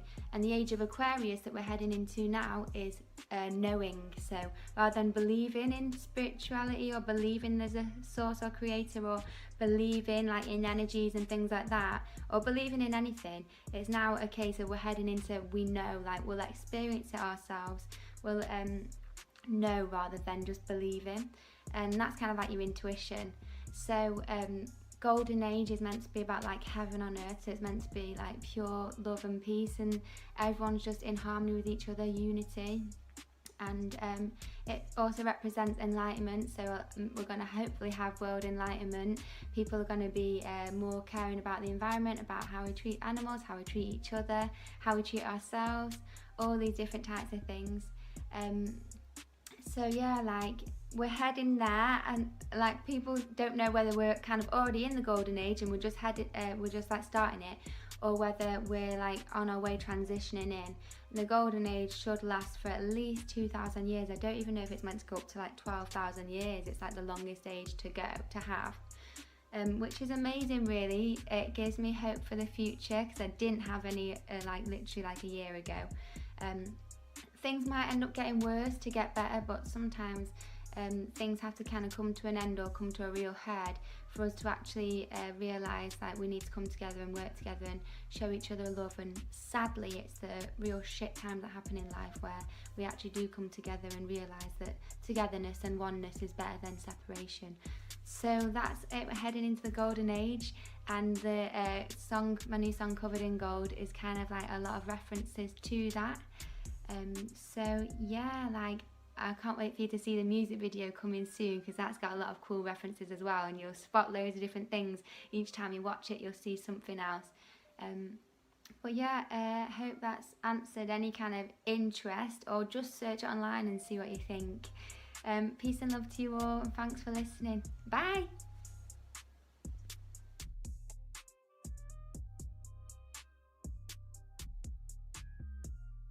Okay, so you kind of understand the concept of this golden age, so to speak. Now I'm going to go ahead and show you guys another video. When Charlie Kirk was ended, Kash Patel, who is the director of the FBI, made a very cryptic statement that went over a lot of people's heads. Check this out. Lastly, to my friend Charlie Kirk, rest now, brother.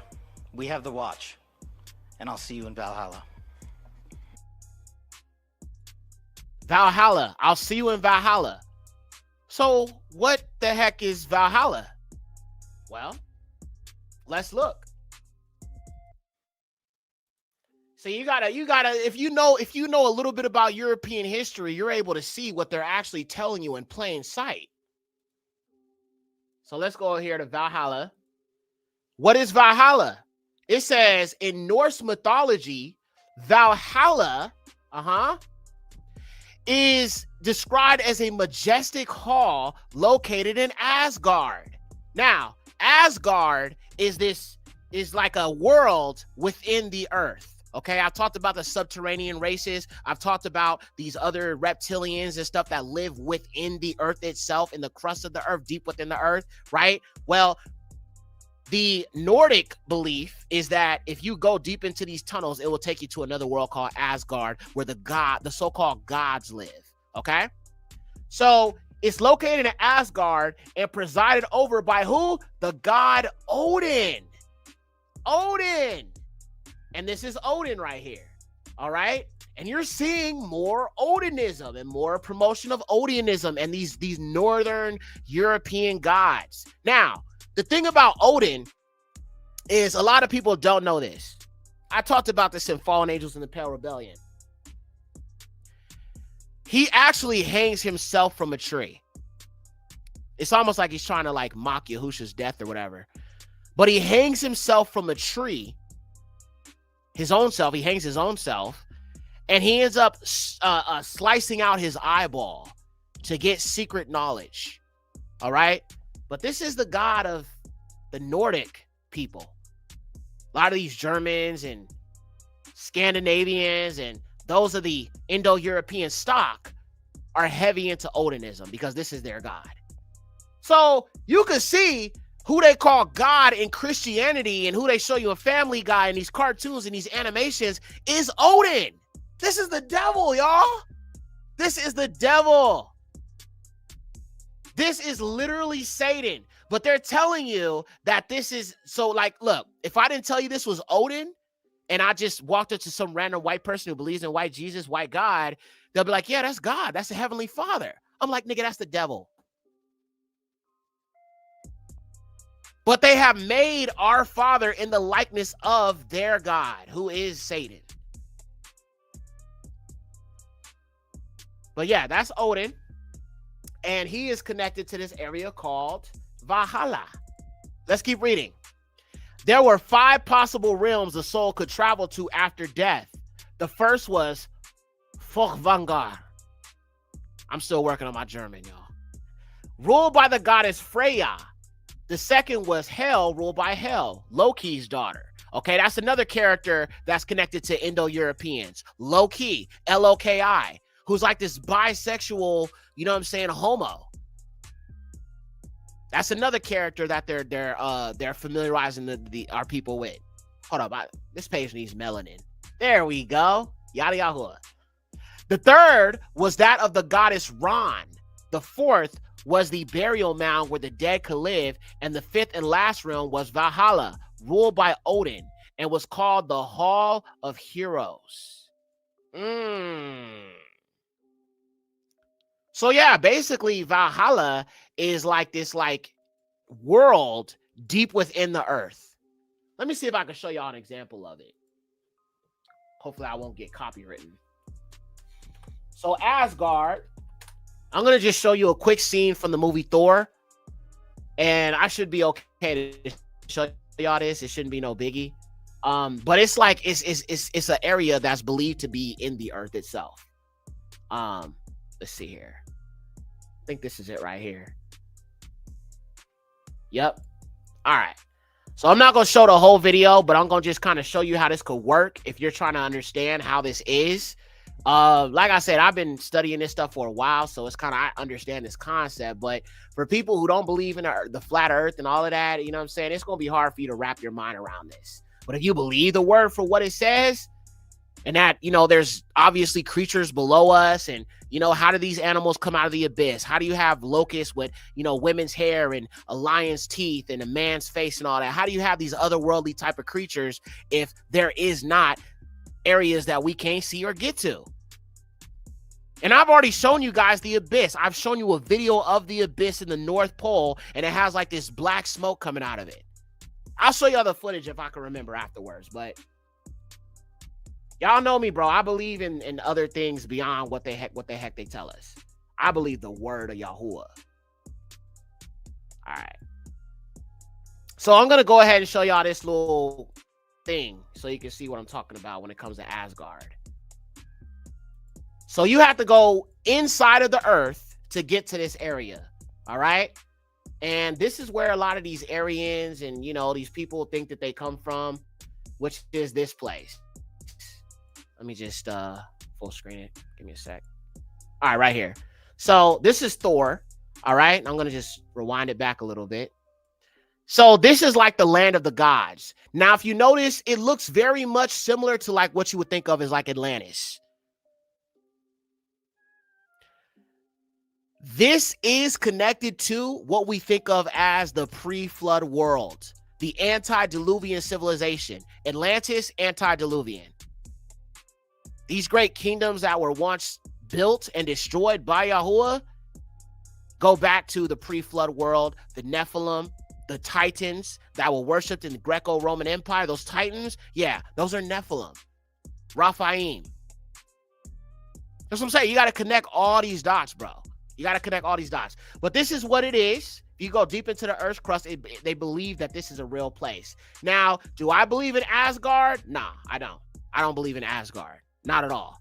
I don't believe in some mythical place of gods, so to speak. But I do believe in you know, the hollow earth. I do believe that there is a Garden of Eden, and it's all, you know, it's in a place that we can't get to. Matter of fact, let me see if I can pull up that video of the abyss. Give me a second. I gotta show y'all that again. That is just too amazing. I'm gonna try to see if I can find it, bro. It's at the North Pole, bro, and there's like this black smoke coming out of this huge gaping area right in the middle of the dang, you know what I'm saying, North Pole. So it's definitely real. That's why, like, I believe the Bible, because I've seen too much evidence of what Yahuwah describes, what he says, all of that. Let me see. I don't think I have that video still. Actually, yeah, I do. All right, give me a second, y'all. I'm gonna pull it up for you. To those who haven't seen it, I want to show you. It was on my I showed it on my melanin show. So let me go to my melanin folder. Okay. If you haven't already, please hit the like button. Appreciate y'all. It really helps me out. If y'all could just hit that like button for sure. All right, let's see here. All right, here we go. This is the Black Goo episode, and let me see. I have it in here somewhere. Just gotta find it. I think it's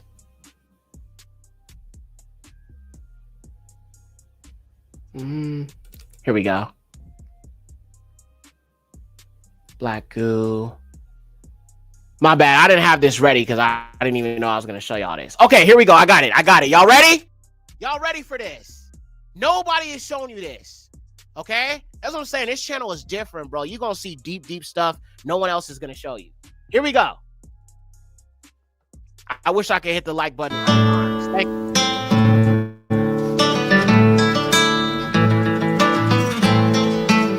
What is that? That is the abyss. That is the abyss.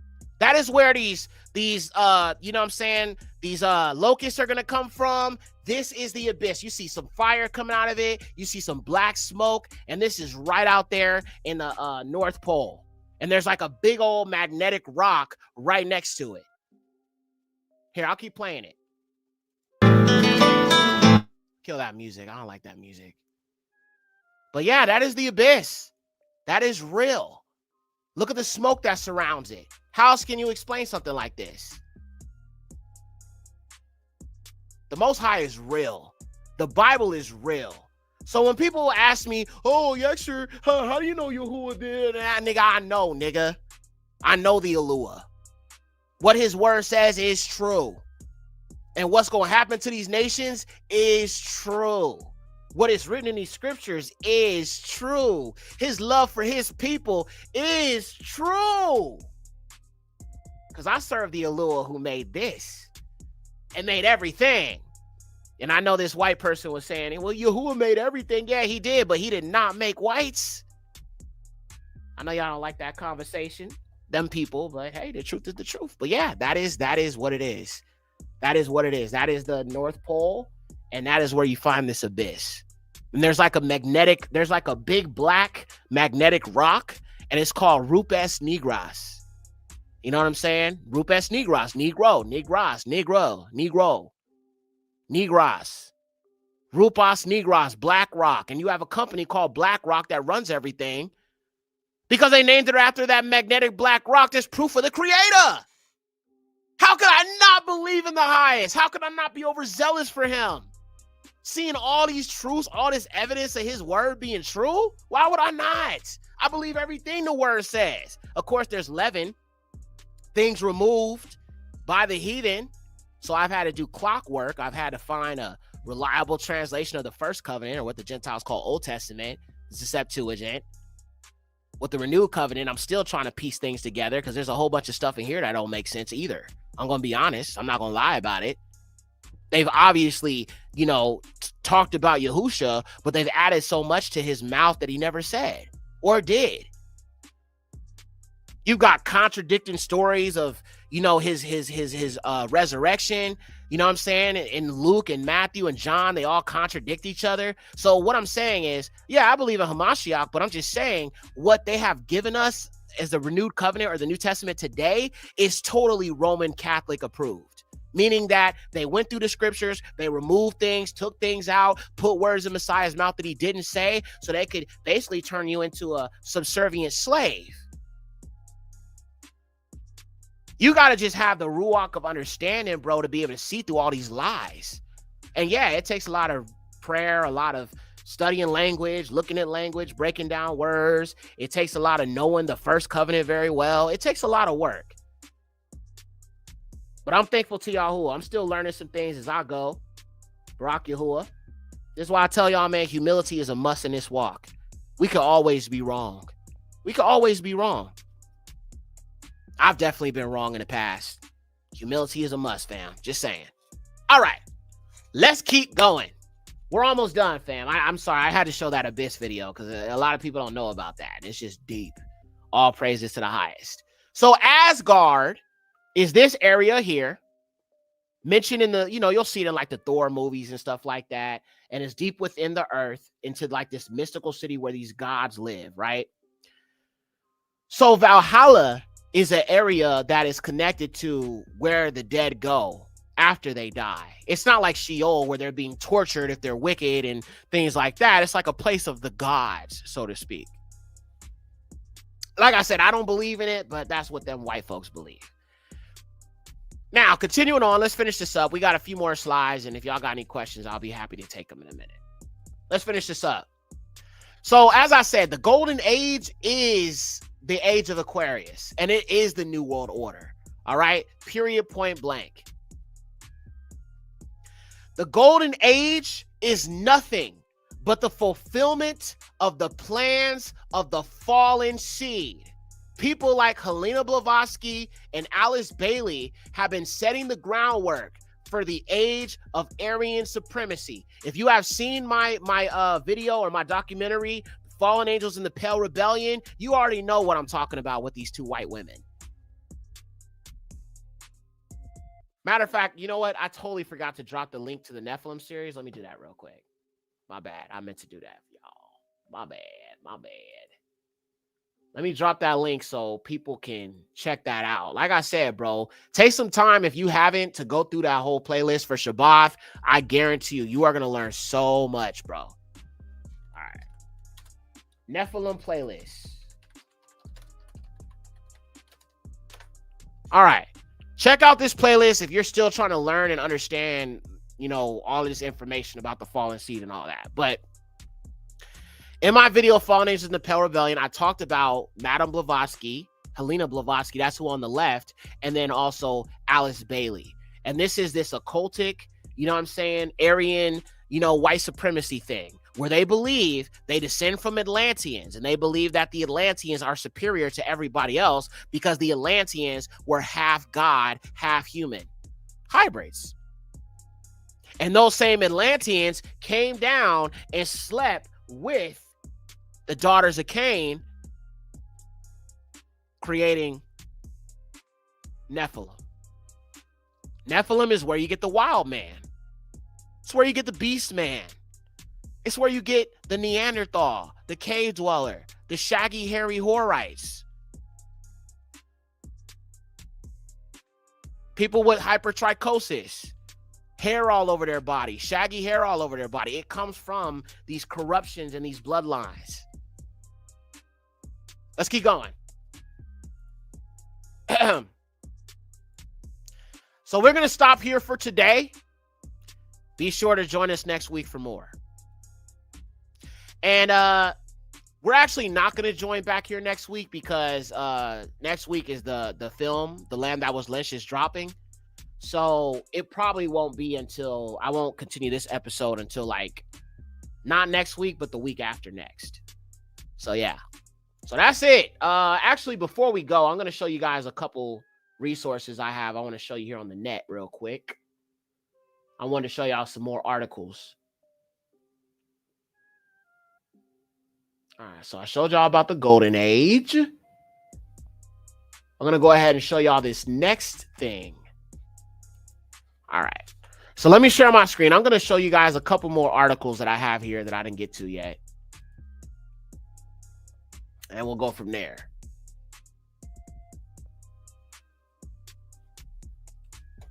As a matter of fact, let me show you this real quick, actually, to show you that. Hittites. I meant to show you this earlier too, but I didn't get a chance to. Somebody asked me about the Hittites, I think, in the chat. Let me show you this next thing.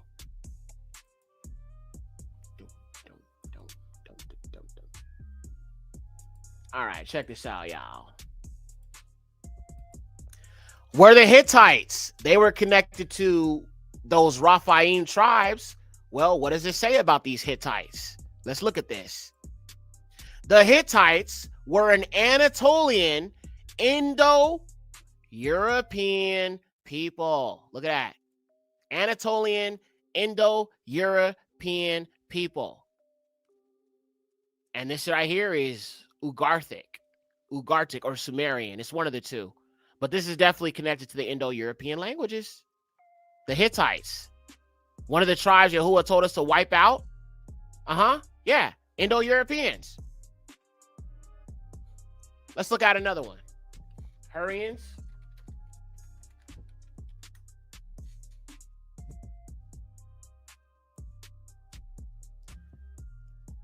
Let's look at this.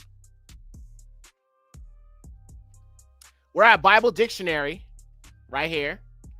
And we're going to just read about these Horites real quick so I can show you another witness. The Horites are often associated with the Aryans. Indo-Europeans. From the ancient Near Eastern texts, although the exact relationship between the two is a matter of scholarly debate, the Horites are depicted as a people dwelling in the mountainous region of Yekcyr, which suggests a lifestyle adapted to the rugged terrain. They're mentioned in the genealogy and historical narratives of Genesis and Deuteronomy, indicates their significance in the ancestral history of the Edomites. Aryans, Indo-Europeans. So how can you tell me when Yahuwah said wipe them out, he ain't talking about white people? When he told our people wipe them out, he wasn't talking about those Indo-Europeans that were there.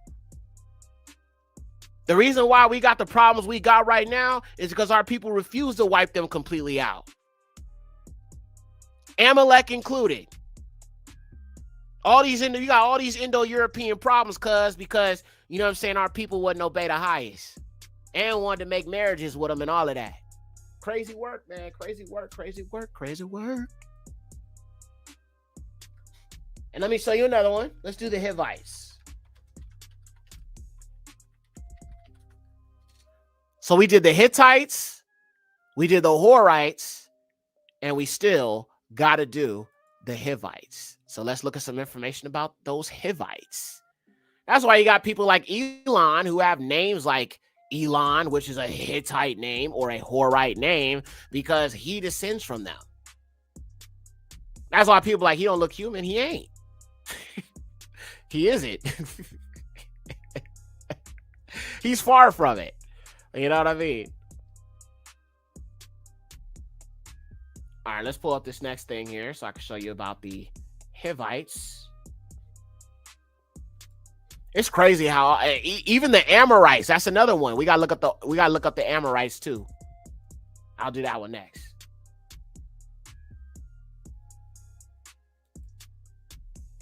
All right, here we go. Let's look at this.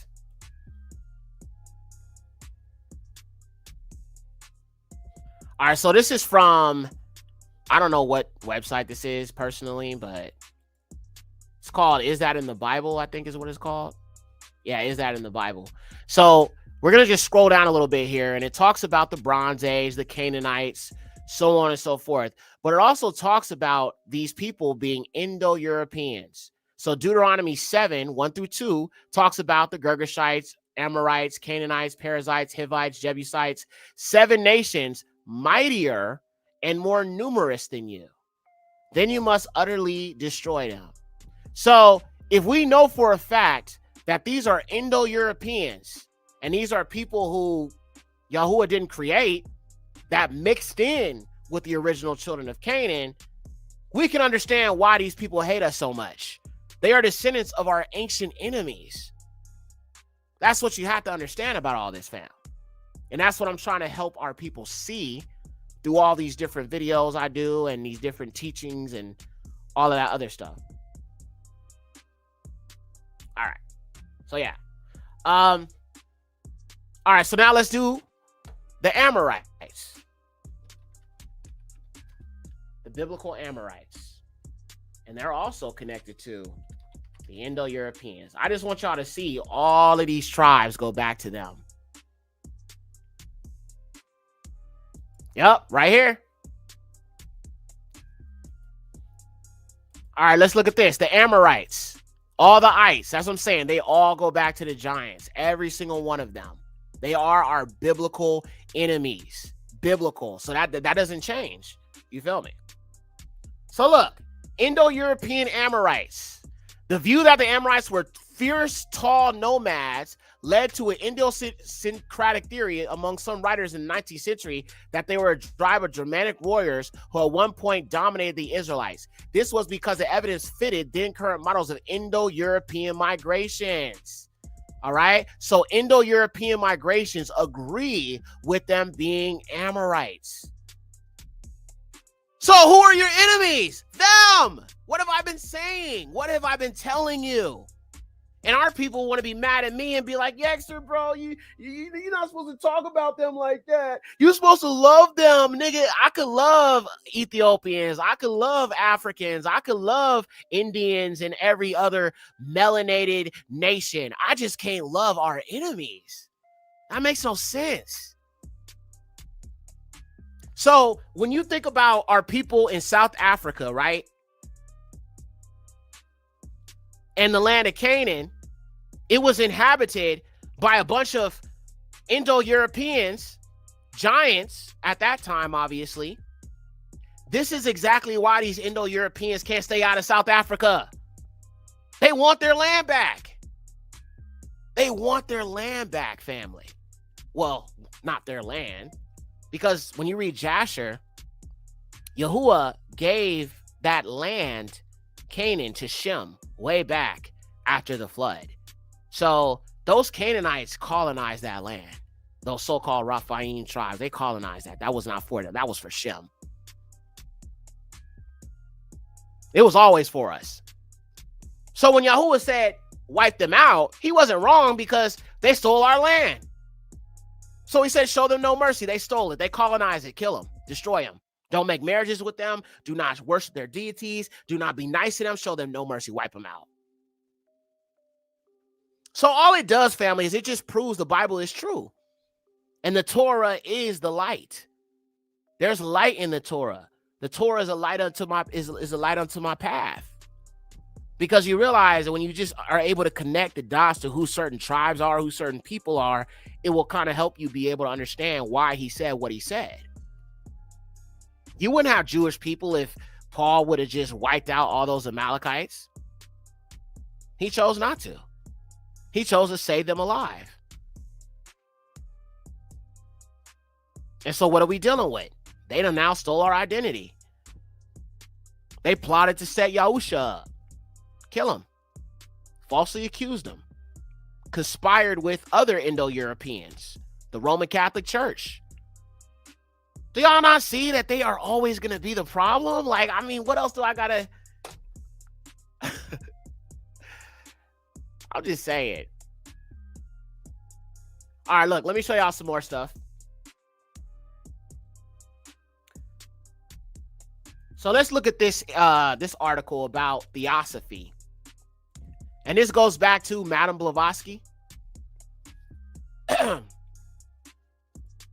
So it says, And this is just talking more about this so-called golden age. At the end of our last exploration of America's magical history 2 months back, the fledgling Theosophical Society had apparently breathed its last. Its original branch in New York City had stopped meeting, and the handful of lodges elsewhere were struggling.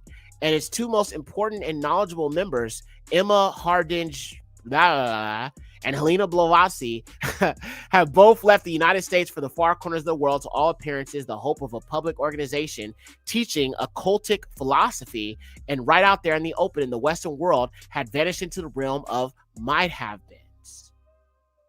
And we're going to fast forward. Now, isn't it interesting that this looks like JC? Kut Humi, as imagined by a theosophical artist. So, look, I want to show y'all something here. This is not JC, and this is not Cesare Borgia, right? This is not Cesare Borgia, nor is this JC. This is somebody else named Kut Humi. But notice how he looks like the beast man Jesus. Now, hold that thought. I want to make a quick side note comparison. This is all because of their inbreeding. So the white Jesus is a part of this deception because, let me show you something. So just keep that image in your mind for a minute. I'm going to show you something else.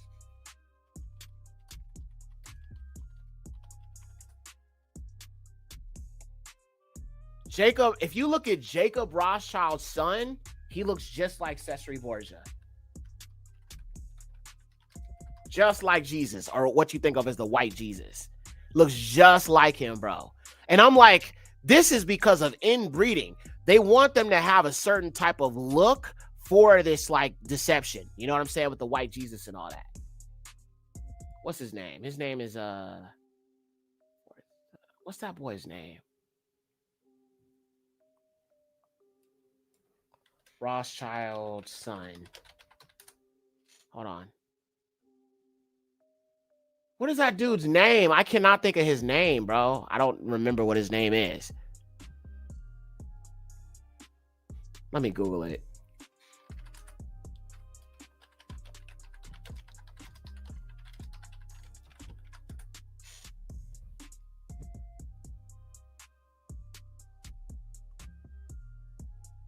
Yeah, I literally can't find it. Hold on. I'm sorry. I do not remember this dude's name. I know who he is, but I just don't remember what his name is. Here we go. David Meyer Rothschild. All right, here we go.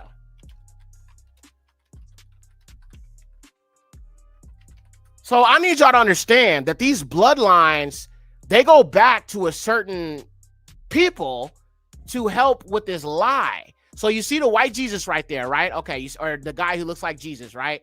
Now let me show you the Rothschild. Look at this. What the heck are they doing? The inbreeding, and he looks just like JC. This is what I'm saying. There is some inbreeding going on with this fallen bloodline that is protected to keep the genes and the offspring looking a certain type of way. This is one of the sons of the Rothschilds. His name is David Meyer de Rothschild. He looks just like white Jesus, though. Look at that. Just like him. Now, I'm not saying he's, you know, the one that they're going to bring forward or anything, but I just find it interesting. He looks just like Jesus, the shaggy beast. Weak genetics, weak genetic bloodlines. Yeah. I mean, it's just because they just been inbreeding, and they're interbreeding with each other to preserve those features for, you know, the false prophet or whoever is going to step forward. You know what I'm saying? So this is why I say everything is really about bloodline more than it is anything else. It is absolutely bloodline. Comes down to bloodline. It is their bloodline and all these dragon bloodlines and these fallen bloodlines against one bloodline. That's us. All of these people are working against us and our Alua and our Hamashiach. Habsburg jaws, another sign of elite breeding, interbreeding. That is true. Yes, they did that a lot in Europe, sister. And here's another thing. Let me show y'all this. I think I will be doing a deeper video on the cone heads. Very, very, very soon, because there's just so much about that is just crazy, bro. Let me show y'all some of these conehead people. I've shown y'all some of them before, but look at this. This is one of them right here. It's kind of more animated. Let me give you a realistic one. Hold on. Here we go. This is better. Now, some of these skeletons were found with these skulls shaped like this. And look at Rothschild. Look how his head is shaped. Do the black collaborators like the Masons and Eastern Stars know this stuff? To be real with you, Ak, a lot of them don't know this. A lot of them do not know this at all. A lot of them are just as ignorant as some of our people who are not in Masonry. The reason being is because only our people who are in these Boule, Black Boule or Eastern Star or Prince Hall Freemasons, only the ones who are in those really high positions like 33, 31, 30, they know who they're serving and who the devil is and these bloodlines and all of that. But everybody, all of our people who are like at those low levels, they have no idea who they're worshiping or what they're doing and what these rituals are too. They keep you ignorant. And how they keep you ignorant is they tell you in Freemasonry, you could be either a Christian, you could be a Muslim. You just have to believe in a higher power. So you have to believe in some sort of God. They're just not telling you who the God is you're worshiping. They have you thinking it's the Christian God or the Muslim God or whatever, but it's really the devil. So most of them don't know this, no. And it's crazy. I'm not even a Freemason, but I know so much about this world, bro. And it's hard knowing so much that I know because nobody understands this, dude. I don't know anybody in my personal life who understands these strong deceptions and mysteries and these deep cover-ups. People don't understand, bro. So it's hard to have a conversation with the average person because they don't get it. It goes over their head. Sometimes I be getting too deep for people and they just can't grasp it. And that's why I'm glad I have an audience that likes to hear what I'm talking about, because I can get deep with y'all. And if y'all don't know, y'all are receptive to it. When I try to tell our people out here in the streets and my homies and stuff like that, bro, they can't. They understand some things, but there's so much they just don't understand because they're still looking at the Bible as a Christian book. They still think it came from the oppressor. As long as they have that mindset, it's going to always be bad like that, bro. All right, so this is one of the images here of the skull heads. Let me move this down. All right, and I'm going to show y'all a few more of these. And this is really honestly just a lot of footage from the Curse of Canaan and images and stuff that I've been putting together, but I'm just showing y'all a little preview because I'm going to be building out this Nephilim series in the next couple weeks. Here's another one. Look at this lady, bro. She looks strange. Cuz what the hell happened to your freaking... Bro.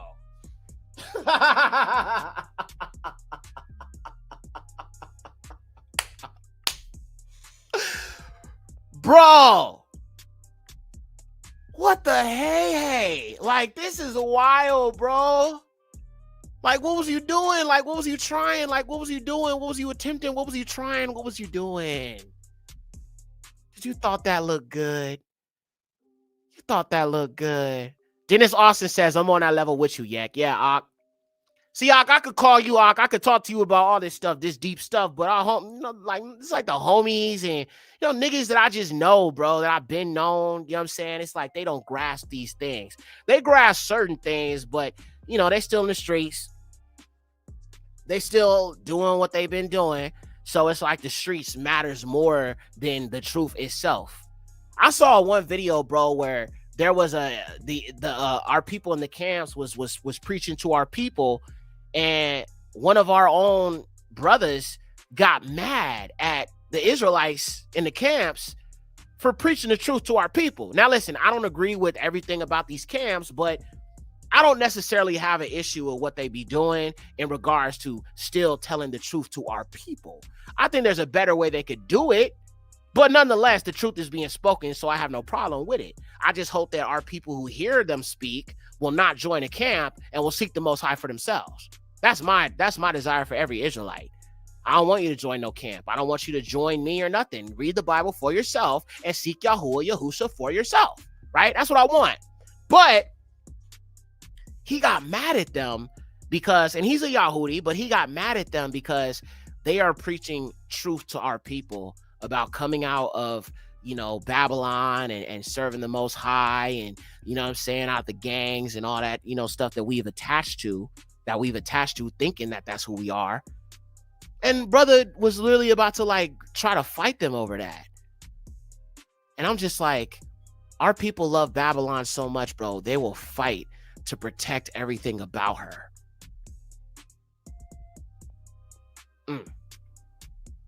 Yeah. But anyway, long story short, he ended up getting that understanding and he kind of pulled back a little bit on it. But the fact he was ready to fight our brothers for telling the truth to our people, yeah, that didn't sit right with me, right?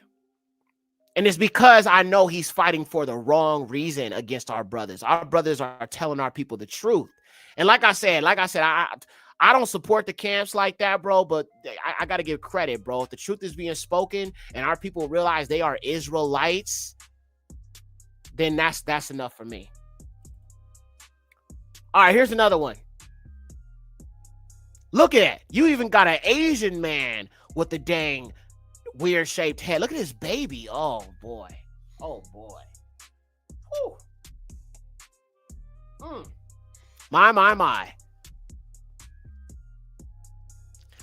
If it's a black woman that got on Instagram, she says she doesn't want to worship Yahuwah if whites can't go to heaven. This is what I mean about self-hate. I'm actually begging for the opposite. I'm begging Yahuwah not to let one pale face be there. Not to let one, I don't want, it's like, and it wouldn't even make sense that there would be pale faces there if they are not created by him and they're created by the great sin. Caucasians are literally the example of the great sin that took place. Let me show you something. This is going to kind of discuss you guys, but, I just want my people to understand, what I'm saying? I love you. And I want you to follow Yahuwah and not man. Okay? Please do not follow man. So let me show you this next thing. This is a white woman that has this horn protruding out of her head. Okay? Why? Well, I think y'all know why. But let me show you this. It's just a little warning. Kind of nasty, kind of disgusting. You know what I'm saying? But at least you know. So I'm going to give you a few seconds before I show you. 1, count to 5, 2, 3, 4, 5. All right, here we go. Nasty stuff. Probably about a year ago. It grows every day, gets bigger. It's painful at times. It has a ring that it grows out of that is very tender. It's a horn. It's big. Now, why is it you never see black people with these type of abnormalities? It's always Caucasians. It's always the Asians. Some of those Asian people have horns in their head too. And I'm not talking about the melanated, black, dark-skinned Asians. It's always the pale-skinned ones. You know what I'm saying? It's always the... Okay, I probably shouldn't have paused it. My bad, y'all. Basically, if you'd see a rhinoceros, it's a hard... want anybody to see it, so I wear my hair up, pretty much tuck it under my hair. If I hit it, it hurts a lot. At work, we have racks, and I'll have to duck under them, so when I come back out, I have to make sure I don't hit my head on them, because it causes a lot of pain. The growth makes me feel gross. Who has like a horn growing out of their head? Yeah, family. Okay, I'm gonna leave it there, bro. It's just disgusting, cuz. It's just disgusting. Get it cut off. Sis, I wouldn't be shocked if that thing grows back. But I mean, this is why I'm trying to get our people to understand. Yahuwah gave us Torah and told us to marry our own for reasons such as this. And our people, the thing about it is, our people could see this and still make excuses. I remember before I got banned off Facebook, this girl said, I don't think God, she called him God. She's like, I don't think God would be okay with what you're saying about interracial marriage. I said, you do realize he was against that, right? I gave her Ezra 9, Ezra 10. All of those scriptures of Nehemiah, Deuteronomy 7, how we're not supposed to mix. And then she gonna turn around and say, well, I don't believe in God. Okay, so you want to try to use who you call God against me because I'm preaching what the scriptures say about us being with our own people. And then as soon as I bring out the scripture proving you wrong, that he had a problem with it, now you say you don't believe in him. Our people are something else, man. They really are. They'll do anything to try to like avoid the truth about what the scriptures say. All right, let me show y'all this next thing. Hey. Whoa. Hey. Hey. Whoa. I've talked about this before, but I know we have some new faces here. Look at this dog here.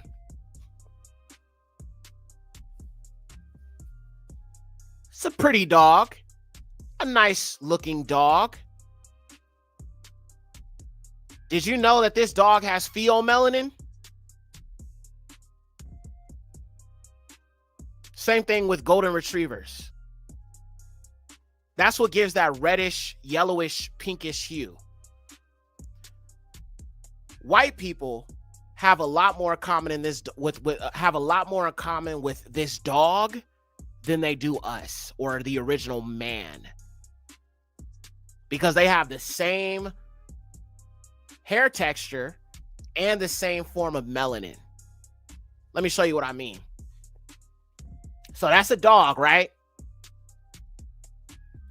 Well, look at this. Do you see that? It's the same thing. These are hybrids, y'all. These are hybrids. They have more in common with a dog than humans because they're not fully human. It's important you understand that.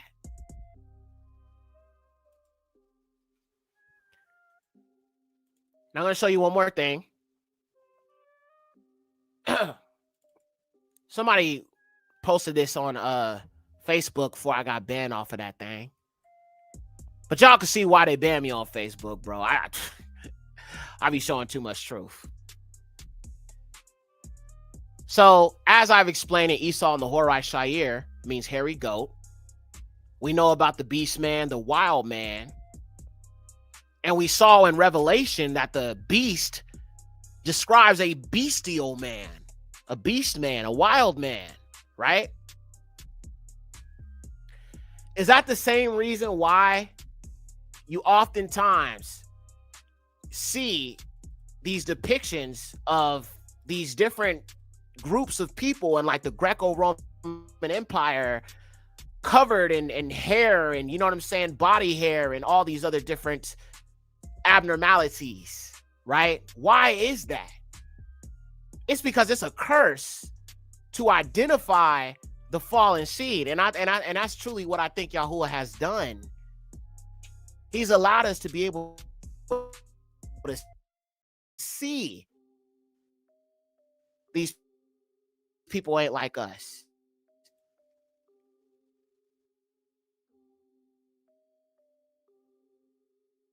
You have the dog, but then you also have the orangutan. So they have in common with the dog, but also the orangutan, because the orangutan also has this pheomelanin, which gives that reddish you know what I'm saying, hue. So again, white people have more in common with this orangutan and more in common with this dog than they do with us, Yahuwah, or anybody made in the highest image. Kind of crazy when you think about it, isn't it? Bro, I mean, look, if you saw this from the back,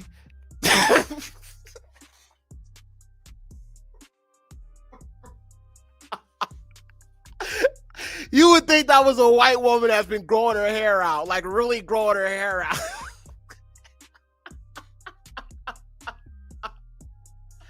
So no, I love being black. I love my woolly hair and my brown skin, chocolate skin, and my big lips and my Negro beard. I love everything about being black. Black is beautiful. I know we've been taught the opposite, but family, we gotta love each other. Love each other, encourage each other, see good in each other. You ever see a black person outside? Just give them a compliment. Make them feel good about themselves. Smile at them. Make them feel good about who they are as black people. Because there's a people here who are jealous of you and, well, they want to be you. And they can't be you. So they want to do everything they can to make one hate themselves. So they want to look white. Or they want to be the oppressor or be on the oppressor's level. We shouldn't want that for ourselves, family. We should want to continue to walk in this image the Most High has made us in, which is his image. He could have made us the image of anything else, but he made us the image of him. What could be greater than that? Why would I want to be anything other than black? Why? Knowing the truth? And even before I knew the truth, bro, I loved being black. I mean, I had my days of self-hate, but you know what I'm saying? Once I overcame that, right? I never had no issue with my blackness and just being a black man. Got no problem with that. We shouldn't have no problem with that. We shouldn't have no issue with that.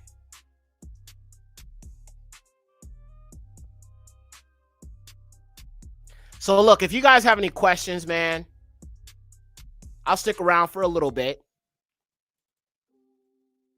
And I'll answer you guys questions if you guys have any before I get off. Happy to be natural. Sis, I'm happy for you to be natural. All praises to Yahuwah. So I think eventually, family, I want to do a video on Amalek. I've done videos on them before, but I haven't been able to go too deep because y'all know how it is with talking about the Rev 2939s. It's like they don't make that easy. They do not make that easy, bro. Talking about them folk, nah.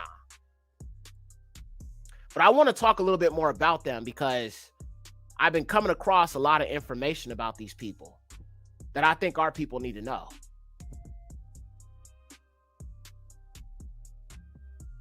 Let me show you something. Look at this. Ethiopian women in Israel given contraceptive without consent. Israel's health ministry is investigating claims that Ethiopian immigrants have unwittingly had Depo-Provera JABS, forced sterilization. And this is why I don't understand why our people, the Ethiopian Yahudim, I don't understand why the heck you're going to them for their approval. They hate you. They're masquerading as you. And you're going into that land, and that's what I'm saying. It's like our people don't understand that that's not the land. It's part of the lie. Look what this Amalekite said about black people in the newspaper. They hate us. All Indo-Europeans do. So I need you to understand that they're all your enemies. All of them are. Every one of them. I don't care if they're Scandinavian. I don't care if they're Anglo-Saxon. I don't care if they're Norwegian. I don't care if they're freaking, you know what I'm saying, Sri Lankan, Anatolian. I don't care about none of that. You need to see that their methods are all the same when it comes to our people, man. And see, here's the thing about it, family. If you look at it, the Indo-Europeans are working together against you. The Anglo-Saxon is linked up with Amalek.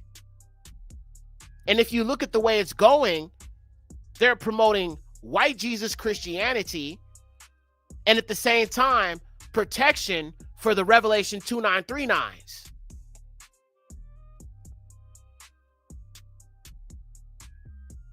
And I think what we're heading to right now, y'all, is what Albert Pike wrote about in his letter to Mazzini.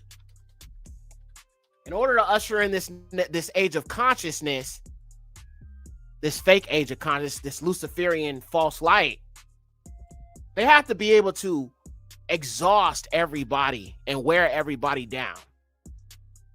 So I shared this letter before, but I think a lot of it is happening right now as we speak. Let's look at that real quick. Is India part of the Indo-Europeans? No. So, well, actually, it's kind of hard to understand. It's the understanding is a little twisted, but Indo-Europeans are connected to Germanic people. Let me show you, just so you can understand, because I know some people y'all have never heard that term before. So let me just show you this real quick. Indo-Europeans are all white. If I wanted to just make it easier for you to understand, they are all white people. They are all blonde hair, blue-eyed, red hair, dark hair. All Caucasians are Indo-Europeans. So let me just show you a quick little visual to help you understand who I'm talking about. So that's the Celts, that's the Germans, that's the Romans, that's all of these whites. I just say Indo-European because I feel like that's a better, more accurate term to refer to all Caucasians. Because some of our people, well, it's not all white people. It is all of them. But look, so if you look at the Indo-European family, you've got like the French, the Spanish, the Italian, the Portuguese, the Romans, the Swedish, the Germans, the Dutch, the English, the Norwegian, you know what I'm saying, the Afrikaners, the Icelandic, the Scottish Gaelic, the Welsh people, the Breton people, Albanians, Russians, Ukrainians. So basically all white people, basically, if I wanted to just say it like that. Now, you also have the Indo-Iranian people. Now, some of those Iranian people are connected to those Indo-Europeans as well, but they are not the ones you think of with the melanin in their skin. A lot of those Indo-Iranians are a result of these white tribes going in and colonizing India, creating a racial caste system. And that's why you have darker skinned people in India, and then you have the whiter skinned ones because they're mixed. So it's essentially all white tribes. All Caucasians would fall under Indo-Europeans, if I were to just simplify it for you. But I understand the word Indo probably like confuse you, and you're like, Indians, India, Indo. Yeah. All right, so all right, I was gonna show y'all something else here. Okay. So I was gonna show you guys this next thing. Hold on a second. All right, so I showed y'all about the Rothschild's son who looks like white Jesus. And there was something else I was gonna show you here. I think that's... Oh yeah, I was gonna read you about Albert Pike's letter. All right, let's look at that real quick. And like I said, a lot of this is already happening right now. Indo means mixture. Well, they were actually originally called the Proto-Indo-Europeans, right? Then they just became the Indo-Europeans. Then they became the Europeans. So I just think, honestly, just the language just changes over time and people have different names and stuff. That's why a lot of the people who are here now, like the Scythians, they don't call themselves Scythians anymore. They call themselves Russians or Northern Europeans. So I just think language just changes over time. So let's look at this letter. This is a letter that 33rd degree Freemason Albert Pike, and I've done an episode on him. To those, shout out to everybody who was there for that episode. We talked about the secret society of sour cream supremacy, and at this 33rd degree Freemason, he is one of the ones who started up the whole triple K. All right, so let's look at this. The Illuminati planned for 3 world wars, and this was written August 15th, 1871. The following is a letter that speculation claimed that Albert Pike wrote to Giuseppe Mazzoni in 1871 regarding a conspiracy involving 3 world wars that were planned in an attempt to take over the world. All right, so let's read this. 3 world wars. The first one. The First World War must be brought about in order to permit the Illuminati to overthrow the power of the czars in Russia and of making that country a fortress of atheistic communism. The divergences caused by the agents of the Illuminati between the British and Germanic empires will be used to foment this war. At the end of the war, communism will be built and used in order to destroy the other governments and in order to weaken the religions. So that was World War I. World War II must be fomented by taking advantage of the differences between the fascists and the political Zionists. And you're actually seeing that right now. I mean, obviously, this is talking about World War II, but you're seeing Zionism and fascism fighting against each other, just as you did back then. Let's keep reading. This war must be brought about so that Nazism is destroyed and that the political Zionism be strong enough to institute a sovereign state of Israel and Palestine. It's all fake. It's all planned. That's what I'm saying. It's like, it's all part of, they don't do anything without planning it in advance. So it's like you're watching a big old stage. It's a big old show. It's a big old circus. You know what I'm saying? That's all. That's how I see everything. Everything in politics, everything on television, everything with these false flag events and all, it's all a show. That's why I just be eating my little popcorn and just laughing like, people really believe this? Crazy. That's just what I'm saying. It's just hard for me to talk to people because they don't see through none of this stuff. They believe everything they hear. Yeah. Anyway. During the Second World War, international communism must become strong enough in order to balance Christendom, which would be then restrained and held in check until the time when we would need it for the final social cataclysm. Okay, so Christendom. Oh, Christianity is part of the New World Order. Y'all know that, right? Finally, the Third World War, so there will be one, must be fomented by taking advantage of the differences caused by the agents of the Illuminati between the political Zionists and leaders of Islamic world. The war must be conducted in such a way that Islam and the Muslim Arabic world and political Zionism, the state of Israel, mutually destroy each other. Meanwhile, the other nations, once more divided on this issue, will be constrained to fight to the point of complete physical, moral, spiritual, and economical exhaustion. Remember how the scriptures say that the beast will wear out the saints of the Most High? That's exactly what they're doing.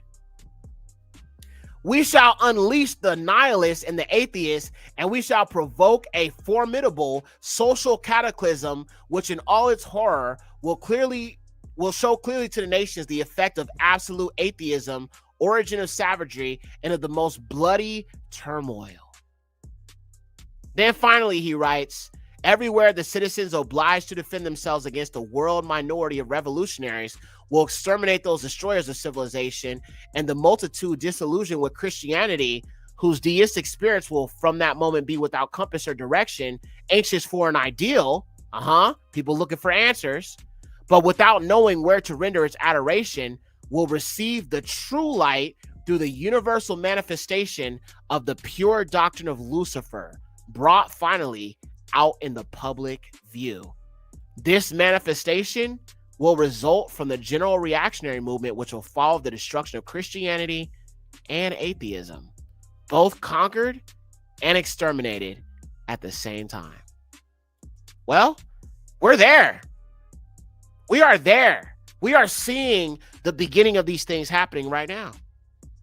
That's what I'm saying. Like the mayor of New York or the governor or whatever he is, Mamdani or whatever his name is, bro, I knew this was staged. What are the chances a Muslim Arabic man is going to take New York as the governor or whatever he is? I don't know what he is. Mayor, governor, one of the two. Meanwhile, you got a bunch of conservatives crying about Muslims, wanting to get rid of Muslims. Then you got the Christians who want to get rid of Muslims, and then you got the Jewish people, they want to get rid of Muslims. It's all part of the game. Everything is staged, y'all. It really is. And that's why I'm just so invested in just like, you know what I'm saying, keeping a level head through it. And sometimes, I'm not going to lie, y'all, I got so frustrated today. When I was getting ready for Shabbat, I went to the store. Bro, shelves are getting empty out here. And what's left, everything is so expensive, bro. I literally saw one of those dang what are they, you know, those little bowls when you go to the freezer section, the grocery store, and they have like those little vegetable meat bowls. It's like protein and it's like vegetables, bro. $10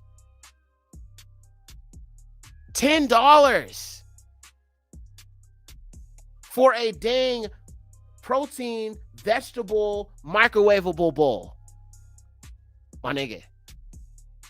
And the thing is, the store that I go to is black owned. It's black owned. I've been messing with them for a minute because I always support our people.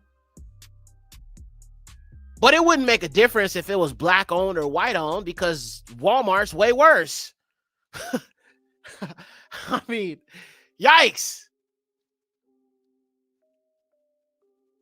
It's getting bad out here, y'all. It is getting bad. And I know to all of our people, y'all probably have seen it yourselves.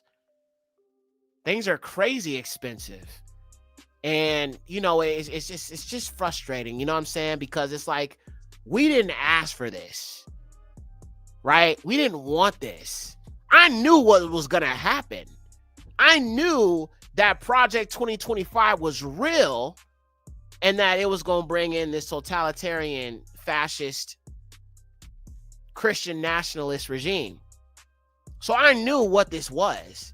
I was warning the people back in 2024, they about to make it hard for us out here. So we didn't ask for this. We were just trying to survive because we're waiting for Yahuwah to deliver us, right? And the regathering to take place. These whites are the ones to blame for all of this. They are. Who else wanted this guy in office? I mean, I know some of our people is talking about Trump 2024, but they just brainwashed. Niggas for Trump, where you at? Y'all quiet now. Y'all was all in the street. Y'all was making rap songs about Trump. This one nigga, this one double Y. I don't call our people YNs, bro. Double Y. This young Yahudi, he was all talking about, I'll go to war for Trump. That's my president. Nigga, where you at?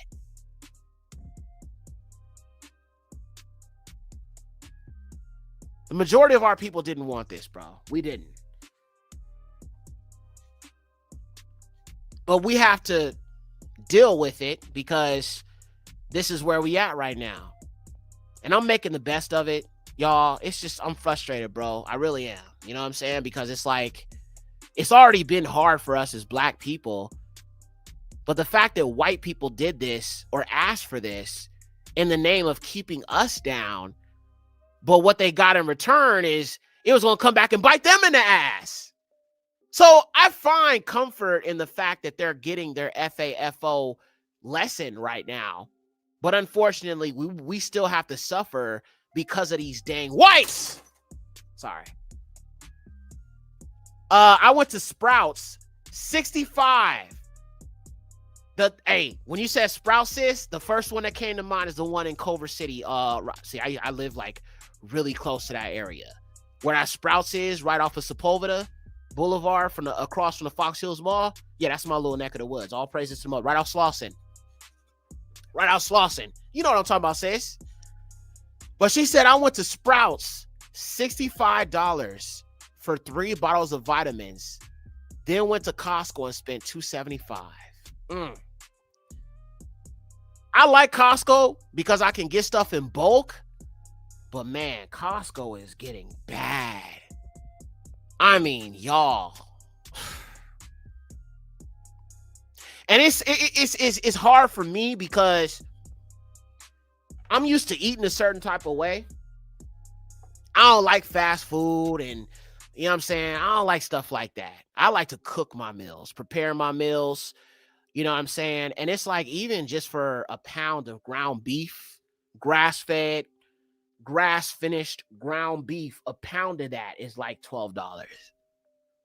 And I like it grass-fed. I like grass-fed farm raised. If I could find a local farmer, I would definitely support them.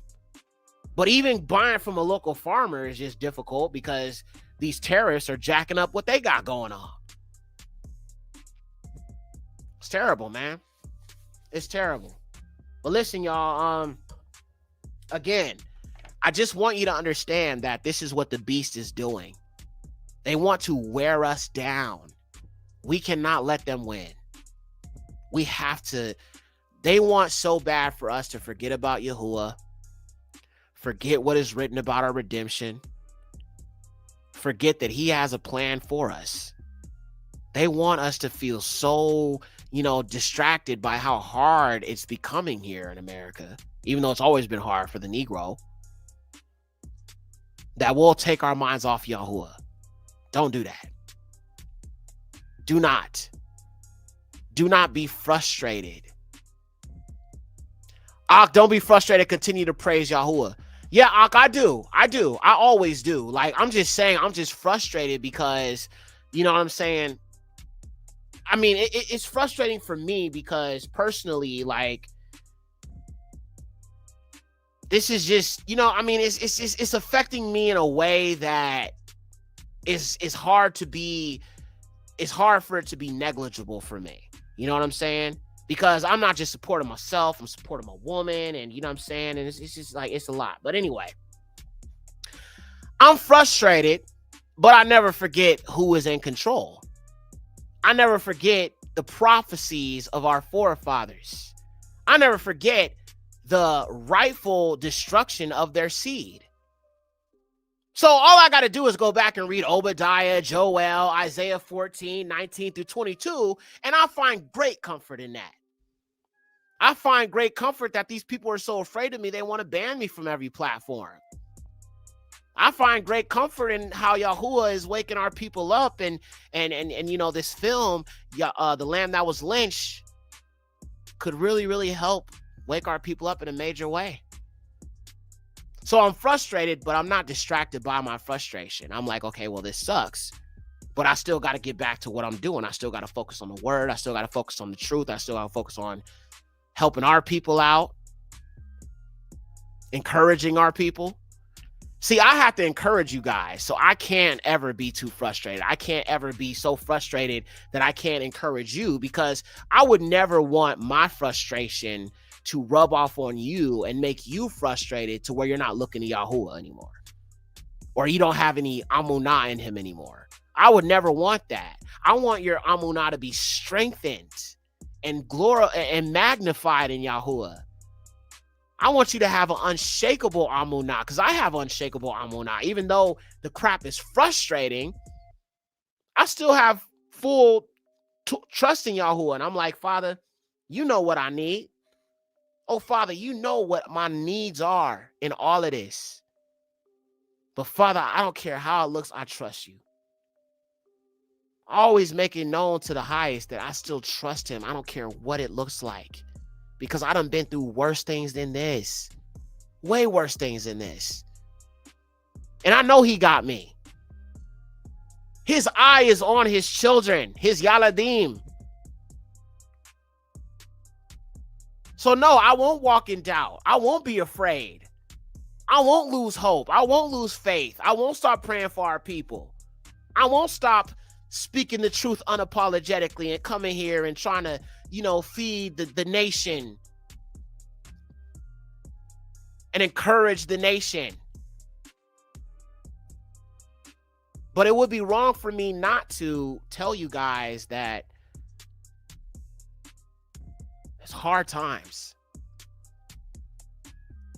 We will experience hard times in this, unfortunately, because they're trying to wear us out.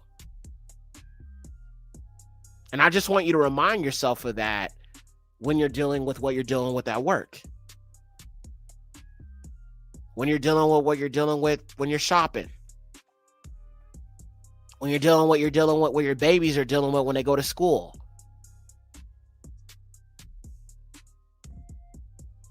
I just want our people to just understand that this system is being created and established to wear you out. The devil is a liar. The joy of Yahuwah is my strength. I will lift up my eyes to the hills from which cometh my help. Where does my help come from? Where does our help come from, family? Where does our help come from? There's only one source from which cometh the Negro's help, from which cometh the Bantu Negro's help. Who is that? What is the source of our help, family?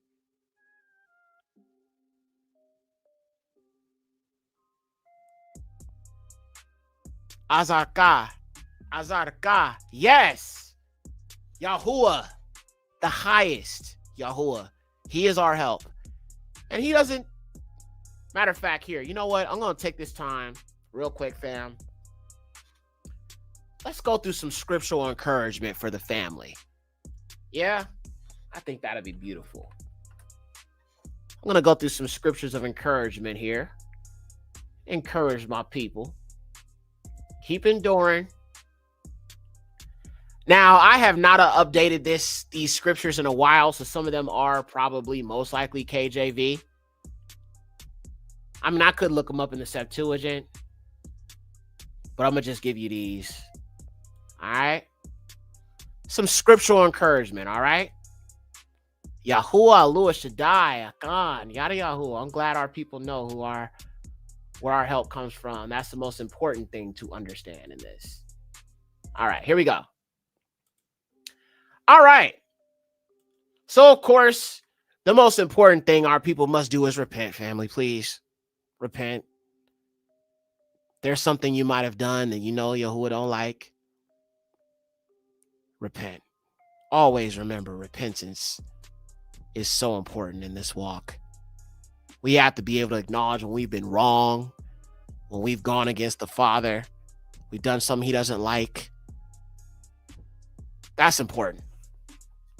Yekcyr calls Ezekiel 14:6, therefore say to the house of Yasharal, thus saith Yahuwah Alua Nakam, or Tashubah, and turn back from your idols and turn back your faces from all your abominations. Ezekiel 18:30, therefore I judge you, O house of Yasharal, everyone according to his ways declares the Adon Yahuwah Nakam, and turn back from all your transgressions, and let not crookedness be a stumbling block to you. And this is Tafila Manashah, the prayer of Manasseh. And this is chapter 1, verses 7, 9, and 14. For you are Ha'ayun, the highest, of great compassion, long-suffering, very merciful, and repent of the evils of men. You, O Yahuwah, according to your great goodness, have promised repentance and salak, forgiveness to them that have sinned against you, and of your infinite mercies have appointed repentance unto sinners, that they might be saved. But you have appointed repentance unto me, that I am a sinner, for I have sinned above the number of the sands of the sea. So I want you to understand this, Yasharal. Listen to this. This is Manasseh praying to Yahuwah and confessing that his sins were as numerous as the sands of the sea.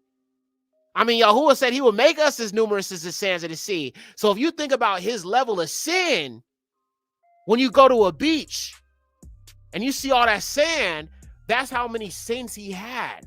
But the Most High still forgives. That is the beauty of our Eluah. He is not like a Trump. He is not an oppressor. He fights for the oppressed. He fights for the oppressed. And we can always go to him for forgiveness by believing upon the blood of the Lamb. Hadam Hashah. Let's keep reading. For you are the Eluah, even the Eluah of them that repent, and in me you will show all your goodness. For you will save me that am unworthy, right? According to your great kasad. Therefore, I will shabak forever all the days of my life. For all the powers of the heavens do bow down to you, shabak you, and yours is the esteem forever and ever. Amen. Hallelujah. Yes, the heavens do shabak Yahuwah. Barak Yahuwah. All right, y'all. So let's get into these scriptural encouragement verses. And I hope that these will help you when you're going through some things. Isaiah 51, 1 through 7. Listen to me, you who pursue righteousness, seeking Yahuwah. Look to the rock you were hewn from, and to the hole of the pit you were dug from. Look to Abraham, your father, and to Sarah, who bore you. For he was alone when I called him, and I blessed him and increased him. For what? Yahuwah shall comfort who? Zion. He shall comfort all her waste places, for he makes her wilderness like a Adon, and her desert like the garden of Yahuwah. Joy and gladness are found in it, thanksgiving and the voice of song. Listen to me, my people, and give ear to me. This is our Father speaking. Listen to me, my people, and give ear to me, O my nation, for the Torah goes forth from me, and my right ruling I set as a light to the peoples. Zaraki, my righteousness is near. Yashai, my deliverance shall go forth, and my arms judge peoples. Coastlands wait upon me. For my arm, they wait expectantly. We expectantly wait on Yahuwah. Our people in the islands, in Jamaica, and the Caribbeans, and all of that, we all waiting for him. Our people in Guyana, Cambodia, Yemen, Egypt, every place our people are scattered, we wait on him. Let's keep going.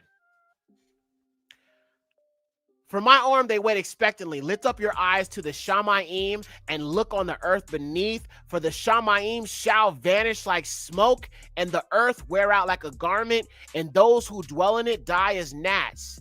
But my deliverance is forever, and my righteousness is not broken. Here he says again, Shama, listen to me, you who know righteousness, a people in whose heart is my Torah. Do not fear the reproach of men, nor be afraid of their reviling. Oh, hallelujah. Be not afraid. He is telling us, listen to him. He commanded us not to be afraid, not to lose faith in him, to hold to his Torah. Family, we must endure to the end, as Yahusha said. I understand it's hard times, but my faith ain't going nowhere, for I know. I can actually say that I know the Eluah. I couldn't say that as a Christian. I thought I knew him when I was a Christian, but I didn't. Hallelujah. Let's keep going. More encouragement, more food. This is Dabarim Ha-Yamim, 2 Chronicles 20, 15 through 17. And he said, listen, all Yahud, and you inhabitants of Yerushalayim, and King Yahushaphat. Thus saith Yahuwah to you, do not fear, nor be afraid of the face of this great army, for the battle is not yours, Yasharal. No. But Alua. Go down against them tomorrow. See, they are coming up on the ascent of Zeetz, and you shall find them at the end of the valley before the wilderness of Yarual. It is not for you to fight in this.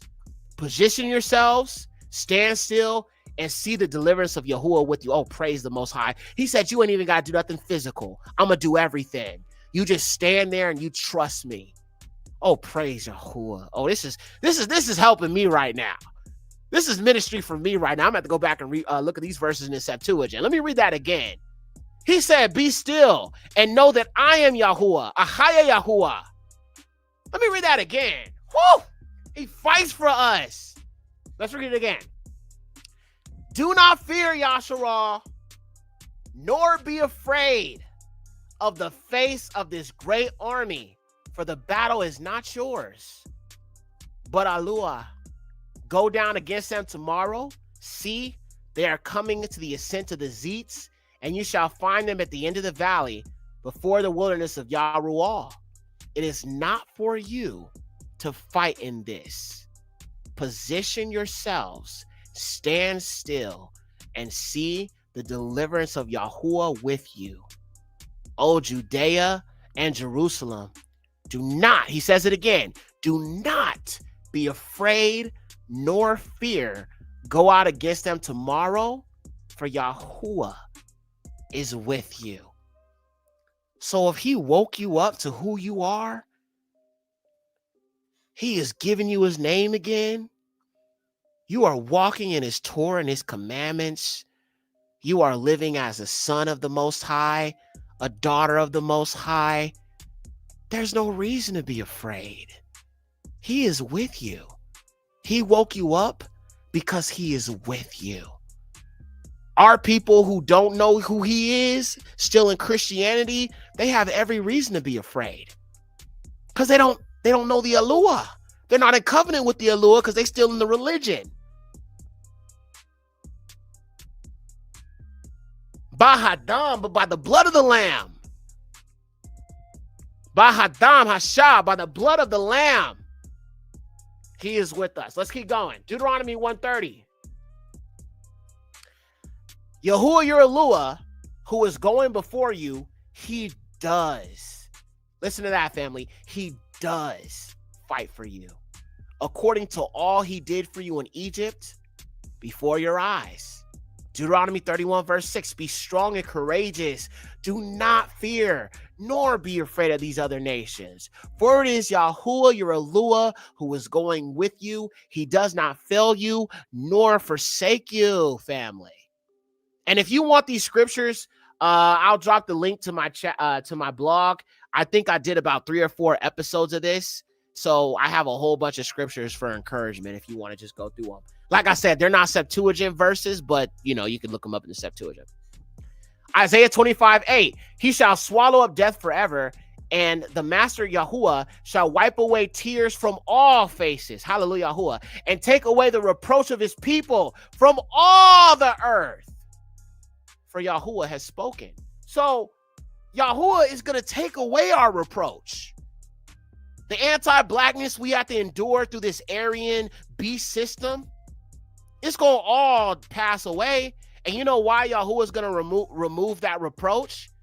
Because the seed of the serpent will no longer be able to control people's mindset on how they feel about you. They'll be wiped out. If they're still here, they're going to still push that hate. But they're going to be wiped out. And once the serpent seed is gone, then the world can see the glory of the children of the highest, as it is written. Let's keep going. See, they have to be removed, fam. It's the only way. Jeremiah 31:6, for there shall be a day when the watchmen cry on Mount Ephraim, arise and let us go up to Zion, to Yahuwah, Alua Hinu, our Alua. Revelation 7:16-17, they shall hunger no more, neither shall they thirst anymore, neither shall the sun strike them, nor any heat, because Hasha, the Lamb, who is in the midst of the throne, shall shepherd them and lead them to fountains of water of life, and Alua shall wipe away every tear from their eyes. Oh, praise the Most High. Praise the Most High. Hagalah. Let's read about the redemption of our people. So those are some scriptures to get you through these times, but let's read about the redemption. I always have to remind you of the Nabiim, the prophets. Yashiyahu, Isaiah 61, the spirit of Yahuwah is upon me. This is my favorite. This is the gospel. Because Yahuwah has anointed me to preach Bashurah, good news to the meek. He has sent me to bind up the brokenhearted, to proclaim release to the captives, and the opening of the prison to those who are bound, to proclaim the acceptable year of Yahuwah and the day of vengeance of our Alua, to comfort all who mourn, to appoint unto those who mourn in Zion, to give them embellishment for ashes, the oil of joy for mourning, the garment of praise for the spirit of heaviness. And they shall be called trees of righteousness, a planting of Yahuwah to be adorned. And they shall rebuild the old ruins, raise up the former wastes. They shall restore the ruined cities, a waste of many generations, and strangers shall stand and feed your flocks. And the sons of the foreigner will be your plowman and your vine dresser. But you, Yasharah, shall be called the priests of Yahuwah. The servants of our Alua shall be said of you. You shall consume the strength of the heathen and boast in their esteem. Instead of your shame and reproach, they rejoice a second time in their portion. Therefore, they take possession a second time in their land. Everlasting joy is theirs. Oh, he said he's wiping every tear from our eye. Everlasting joy is ours. This is why the heathens are raging. Hallelujah. More. Let's keep going. For I, Yahuwah, I love right ruling. I hate robbery for burnt offering. And I shall give their reward in truth and make an everlasting covenant with them. And their seed shall be known among the Gentiles, and their offspring in the midst of the peoples. All who see them, everyone, all who see us, who see the Bantu Negroes, shall acknowledge them that they are the seed. Ha-Zarah, Yahuwah has Baruch. So all the people, all who see the Negro Bantus, shall acknowledge them that they are the seed Yahuwah has blessed. I greatly rejoice in Yahuwah. My being exalts in my Alua, for he has put garments of deliverance on me. He has covered me with the robe of righteousness, as a bridegroom decks himself with ornaments, and as a bride adorns herself with jewels. For as the earth brings forth its bud, as the earth causes the seed to shoot up, so the Alua Yahuwah causes righteousness and praise to shoot up before all the nations. Oh, hallelujah. Praise the Most High. Wow. All right, y'all. We're going to stop there. Thank y'all, bro, so much for this great stream. I hope that you guys have a great Shabbat to everybody. And that's it, y'all. Remember, The Land That Was Lynched is dropping next Friday. Album, film. And you know what? We need to set a time for this film to drop. So what I'm thinking is maybe I'll do the show. You know what? This is what we're going to do. This might be fun. For the album listening party, since the film is dropping on Shabbat, what we'll do is on that Saturday, we'll do the listening party. So Friday, the film drops on YouTube and every platform, right? And then on Saturday, for the Saturday, the Shabbat, we'll do the listening party on Shabbat. That'll be so fire, bro. I've never done that. All praises to the Most High. We're going to definitely do this. Yada Yahuwah. All right, y'all. Love y'all, man. Remember, believe upon Yahusha. Trust Yahuwah. All right? Without amunah, faith, belief, no man can please the highest. No man can please the highest. Always know that it is faith that they cannot take away from you. They could take away your food stamps. They could take away your housing. They could take away your job. They could take away your sense of security and dignity in this land, but they cannot take away your faith. Let that be what you hold on to. Always remember the words of our forefathers, the prophecies of our forefathers. What Yahuwah has promised us, that he will deal with these nations, that there shall be recompense, that we shall overcome. Barak Yahuwah. Bati Abayaya Sharal says, what time? That's a good question, sis. So if I do a Saturday listening party, all right, y'all got to help me with that. I don't know. That's a good question. I should have, you know what? I'm glad you asked that, sis. Because I was thinking about doing it before, on a Friday before the film drops, but I'm going to do it on Saturday. So, all right, we got to find a time, y'all. What do y'all think? Do y'all want morning, afternoon, or evening? Evening will obviously be after Shabbat. So, do you want it before or after? Morning? Okay, so look, we're looking at morning or afternoon for Shabbat, Saturday. Here, let me do a poll real quick, y'all, before we go. Haven't done one of those in a while, huh? We definitely haven't. We definitely got to do one for sure. All right, hold on. All right, so we're going to vote on this. And look, if you want, we can do it at night after Shabbat, but I just think it'd be amazing to do it on Shabbat because that'll connect back to when Yahusha rose, that weekly Shabbat. So it'll be perfect for the lamb that was lynched. All right, so look, okay, hold on, wait. Don't vote yet, y'all. I'm gonna do the poll. All right. So album listening party.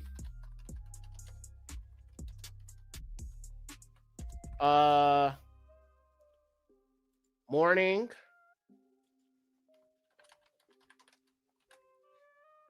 afternoon, and then I'll put evening too, just in case. I mean, I'm really leaning more towards morning or afternoon, probably most likely afternoon. That's what I'm feeling.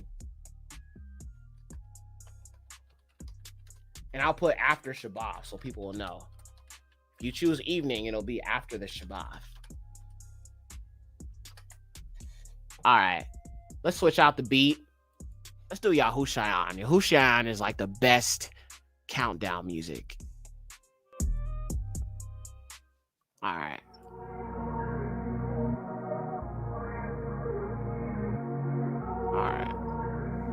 All right, so look. 30 seconds. And lock in your answers. And let me know what y'all want to do, all right?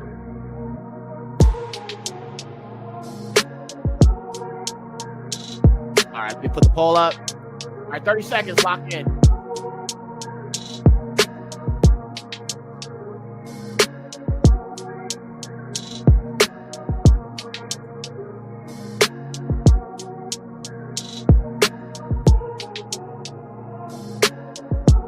Lock in your answers. 13 seconds. Hey. All right, let's see what we got. Okay, so 20 votes. All right. So let's stop the poll. So it looked like we got like a decent kind of mix with this. So let me go ahead and kill the poll and let's look at these results here. So let me share my screen. Okay. So according to this poll here, we have let me end the poll. 65% want the afternoon, and around 38% want evening after Shabbat out of 21 votes.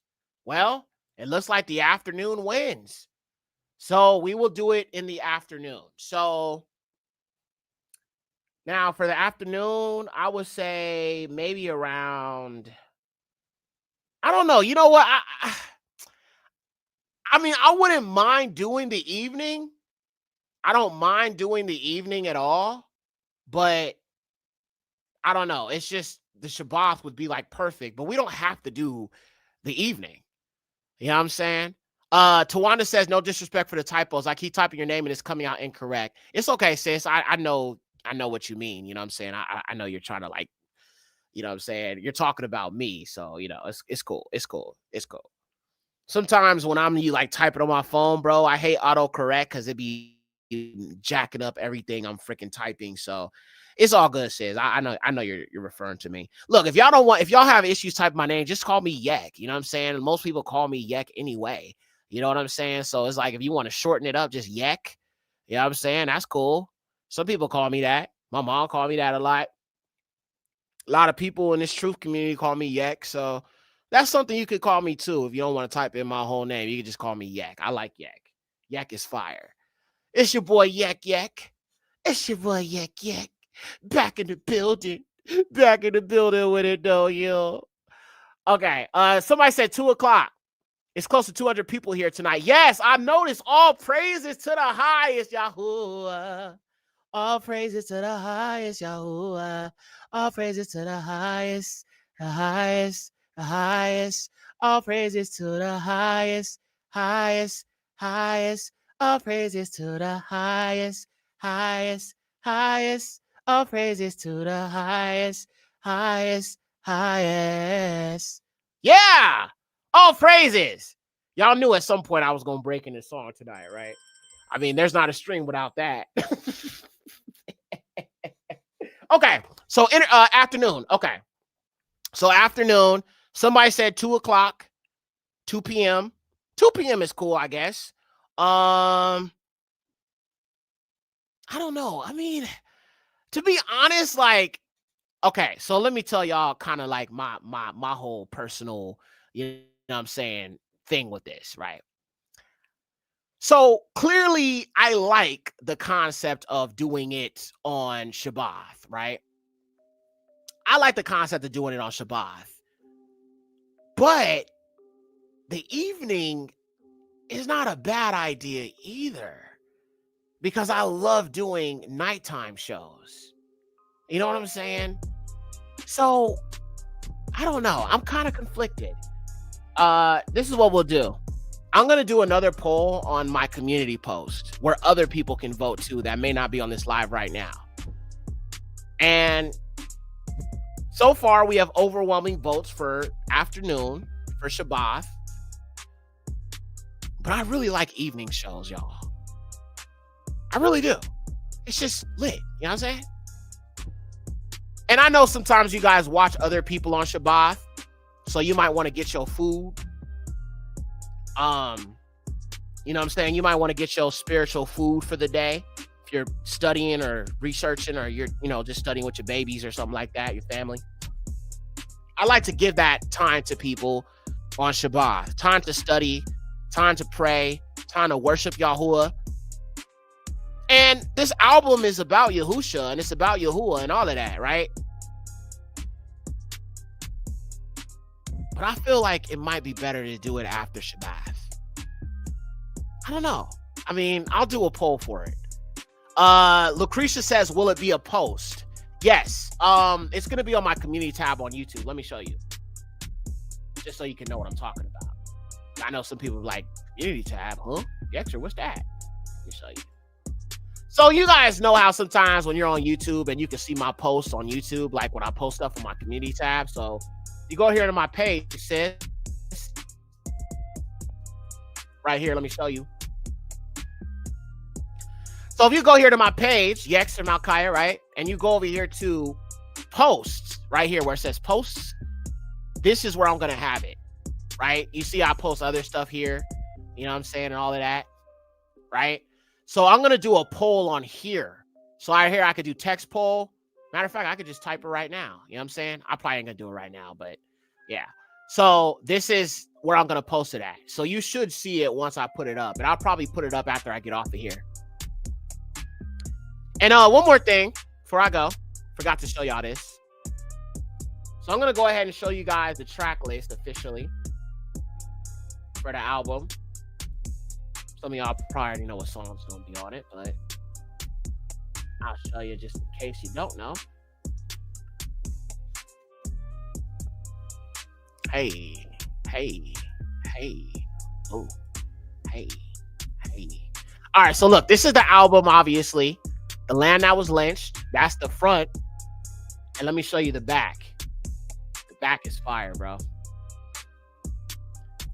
All right, so this is the front cover, of course. And let me show you the back.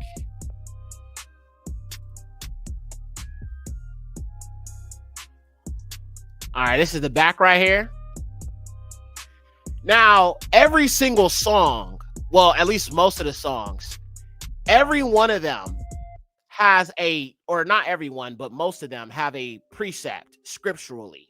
So like The Land That Was Lynched, Acts 10:39, 1 Peter 2:24, Acts 5:30, Genesis 2:2, that's a precept itself, right? Black Messiah, Revelations 1:14-15. Behold your King Yahusha, Hanamalaka Yahusha. All right, Hamashiach, John 19:14. They lied, Jeremiah 16:19. Eternal Torah, there is a precept for that, Matthew 5:17-18. I just didn't put it on here. Yahushayan, Isaiah 53:2-8. Nazareth, John 1:46-47. The Yasharal song, Sirach 17:17-18. We Shall Overcome, Revelations 12:11. And yeah. So, I mean, bro, yeah. I'm just really excited about this album, bro. The soundtrack, put a lot of time and effort into it. And somebody said evening. Okay. Well, I'm going to do a post. I'm going to do a poll, and then I'll come back on before next week. Matter of fact, I'll let you guys know before the film drops on Friday what we gonna choose. You know what I'm saying? So, yeah. All right. Well, y'all have a great Shabbat. Thank y'all again for joining. Love y'all. Please hit the like button on your way out and keep me in prayer, y'all. All right? Listen. The powers that be don't like what I'm doing. They don't like the light I'm being to our people. They don't like what I'm revealing about them. They don't like what I'm revealing about the Indo-Europeans and the history, all of this stuff. They don't like none of it.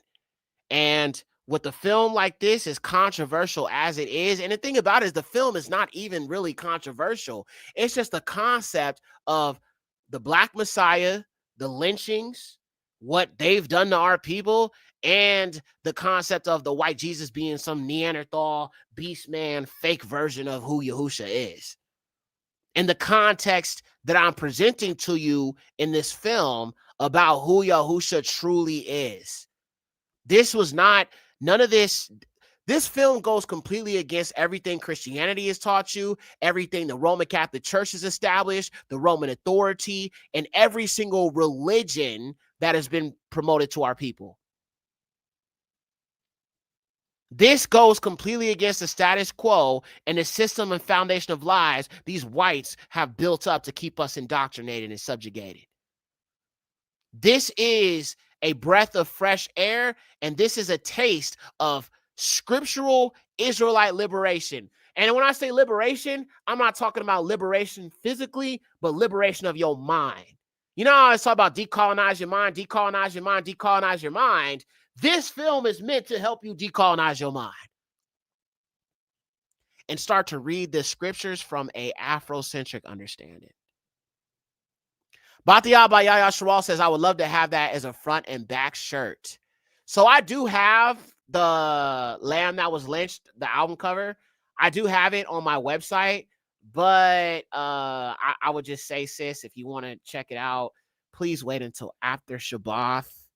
Okay. I don't really like to promote merch and stuff on Shabbat because I know people might be wanting to buy stuff and I don't want you to do that. So just wait until after Shabbat. But if you want to check it out, thelambthatwaslynched.com. And it's actually on the back of the cover as well.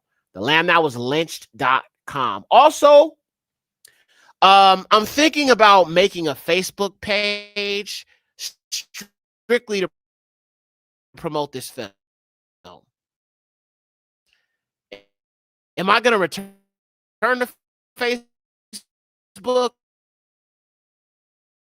I make a page to help promote the movie. Also on Instagram, I created an account to promote The Lamb That Was Lynched. So follow me on Instagram. Art by Yekcyr is my account. And then also, if you look up The Lamb That Was Lynched under Instagram, you'll find it as well. So I'm going to be doing some more clips and videos from the film to kind of help people help promote it. Also, one more thing. I got another announcement, fam. I meant to talk about this. There is a possibility I can get this on Tubi. I would just have to go and submit it to the Tubi platform. One thing I can say about Tubi is they do give Black filmmakers a time to shine. And I told y'all, I'm shopping this film to Black people only, meaning this film is made for our people, right? So I am going to try to get it on Tubi as well as Amazon, some of these other platforms. To people who wanted to get the physical DVD, I'm still working out some things with that.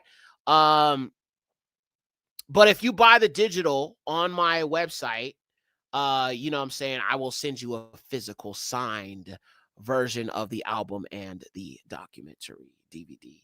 And I got to figure that out too. Blu-ray or, you know what I'm saying, probably Blu-ray. Bro, does anybody use DVD players anymore? I don't think anybody uses DVDs. That's why I was like, when I said DVDs, I'm like, I don't know if people even like subscribe to that. You know what I'm saying? So Blu-ray possibly. Yeah. But I'm going to try to get it on Tubi, Amazon. I don't know about Netflix, bro. Netflix probably, I don't know. Maybe. I'll try. I think it's worth it.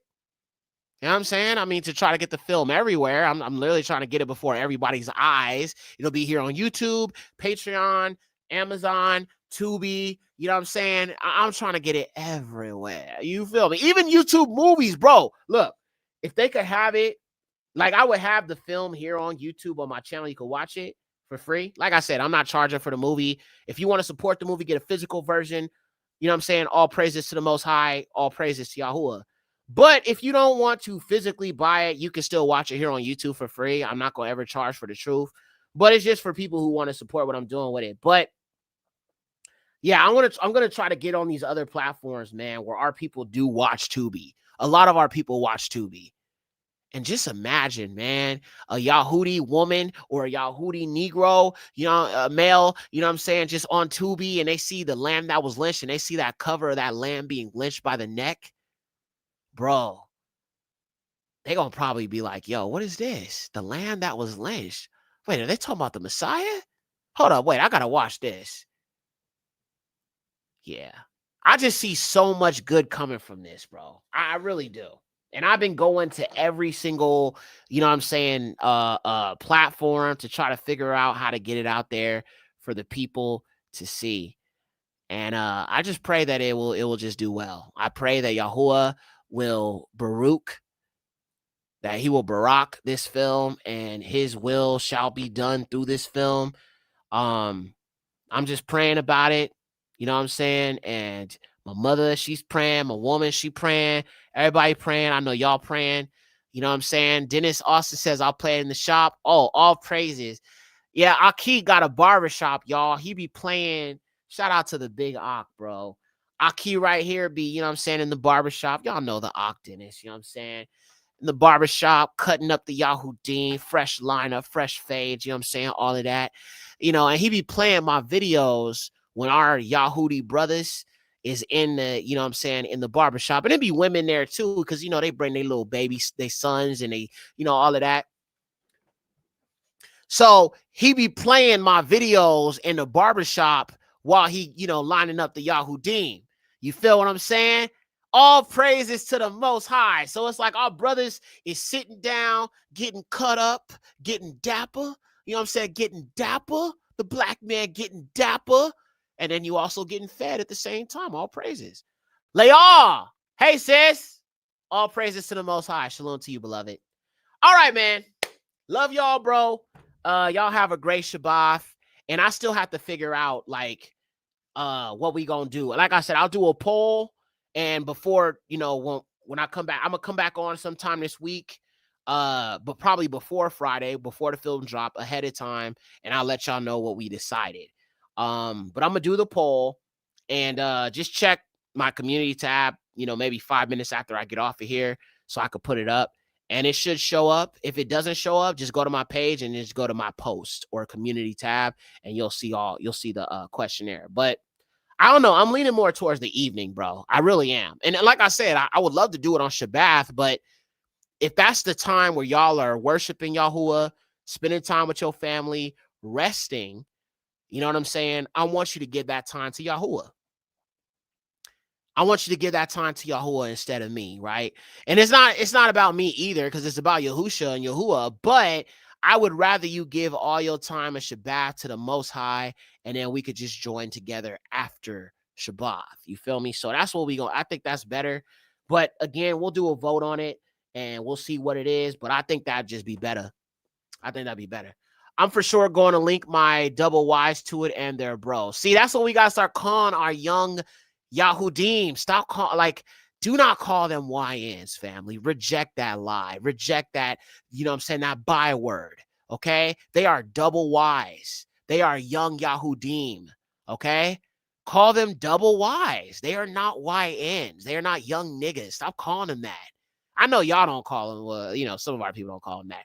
They are double Ys, not YNs, double Ys. Young Yahudim. That's just the better way to go about it.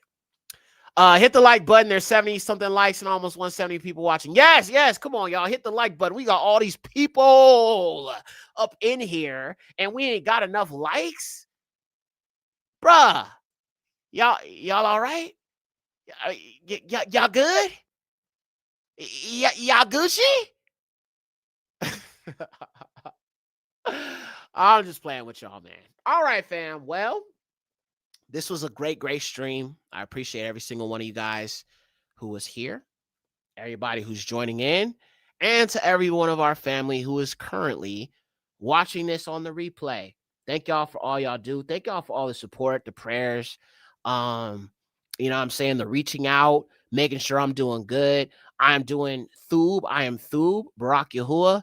You know what I'm saying? I'm just really, really more so. My mind is really on this land that was lynched and trying to just get the truth out and preparing and getting ready for that. So Barak Yahuwah for that.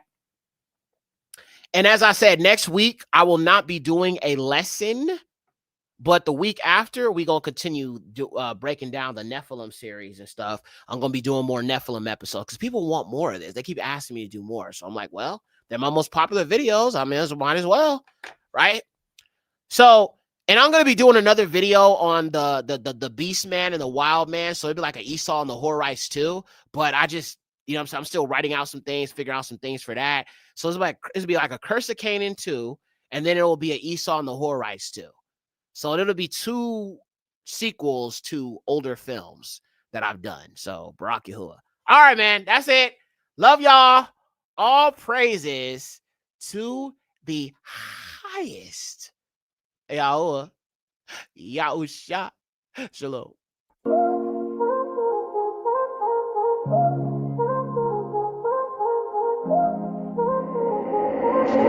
Hey, Yekcyr.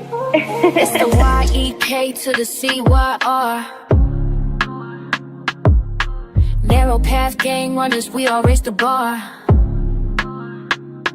I keep the laws and commandments so I gain no penance. It's the way that I live, I am far from religious. Keep Shabbat in the feast days, no Easter, no Christmas. Yahusha taught the law, it's not abolished or finished. The Father's name is Yahuwah, you reducing the titles. No, it means Baal, that's a Canaanite idol. No doctrines of men, I just stay with the Bible. Prepare for Messiah, I await his arrival. You rejecting his name, deceived by this idol. Yahudi, not a Muslim or a Christian and Jew. I don't follow no religion, and neither should you.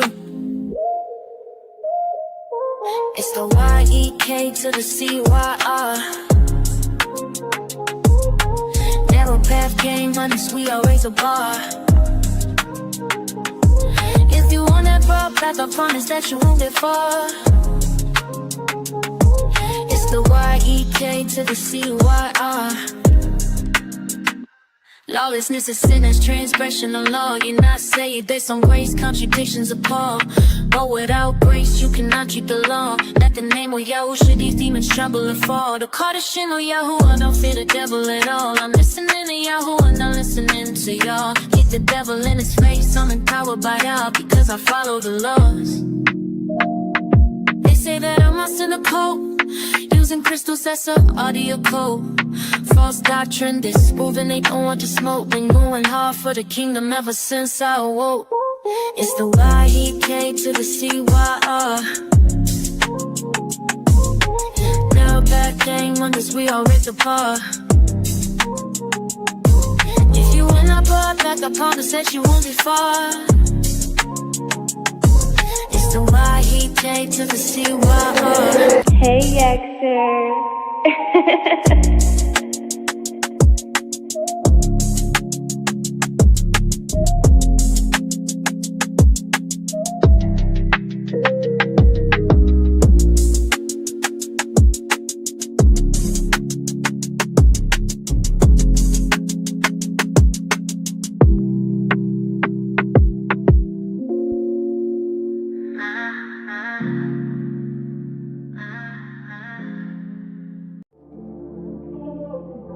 Thank you for watching.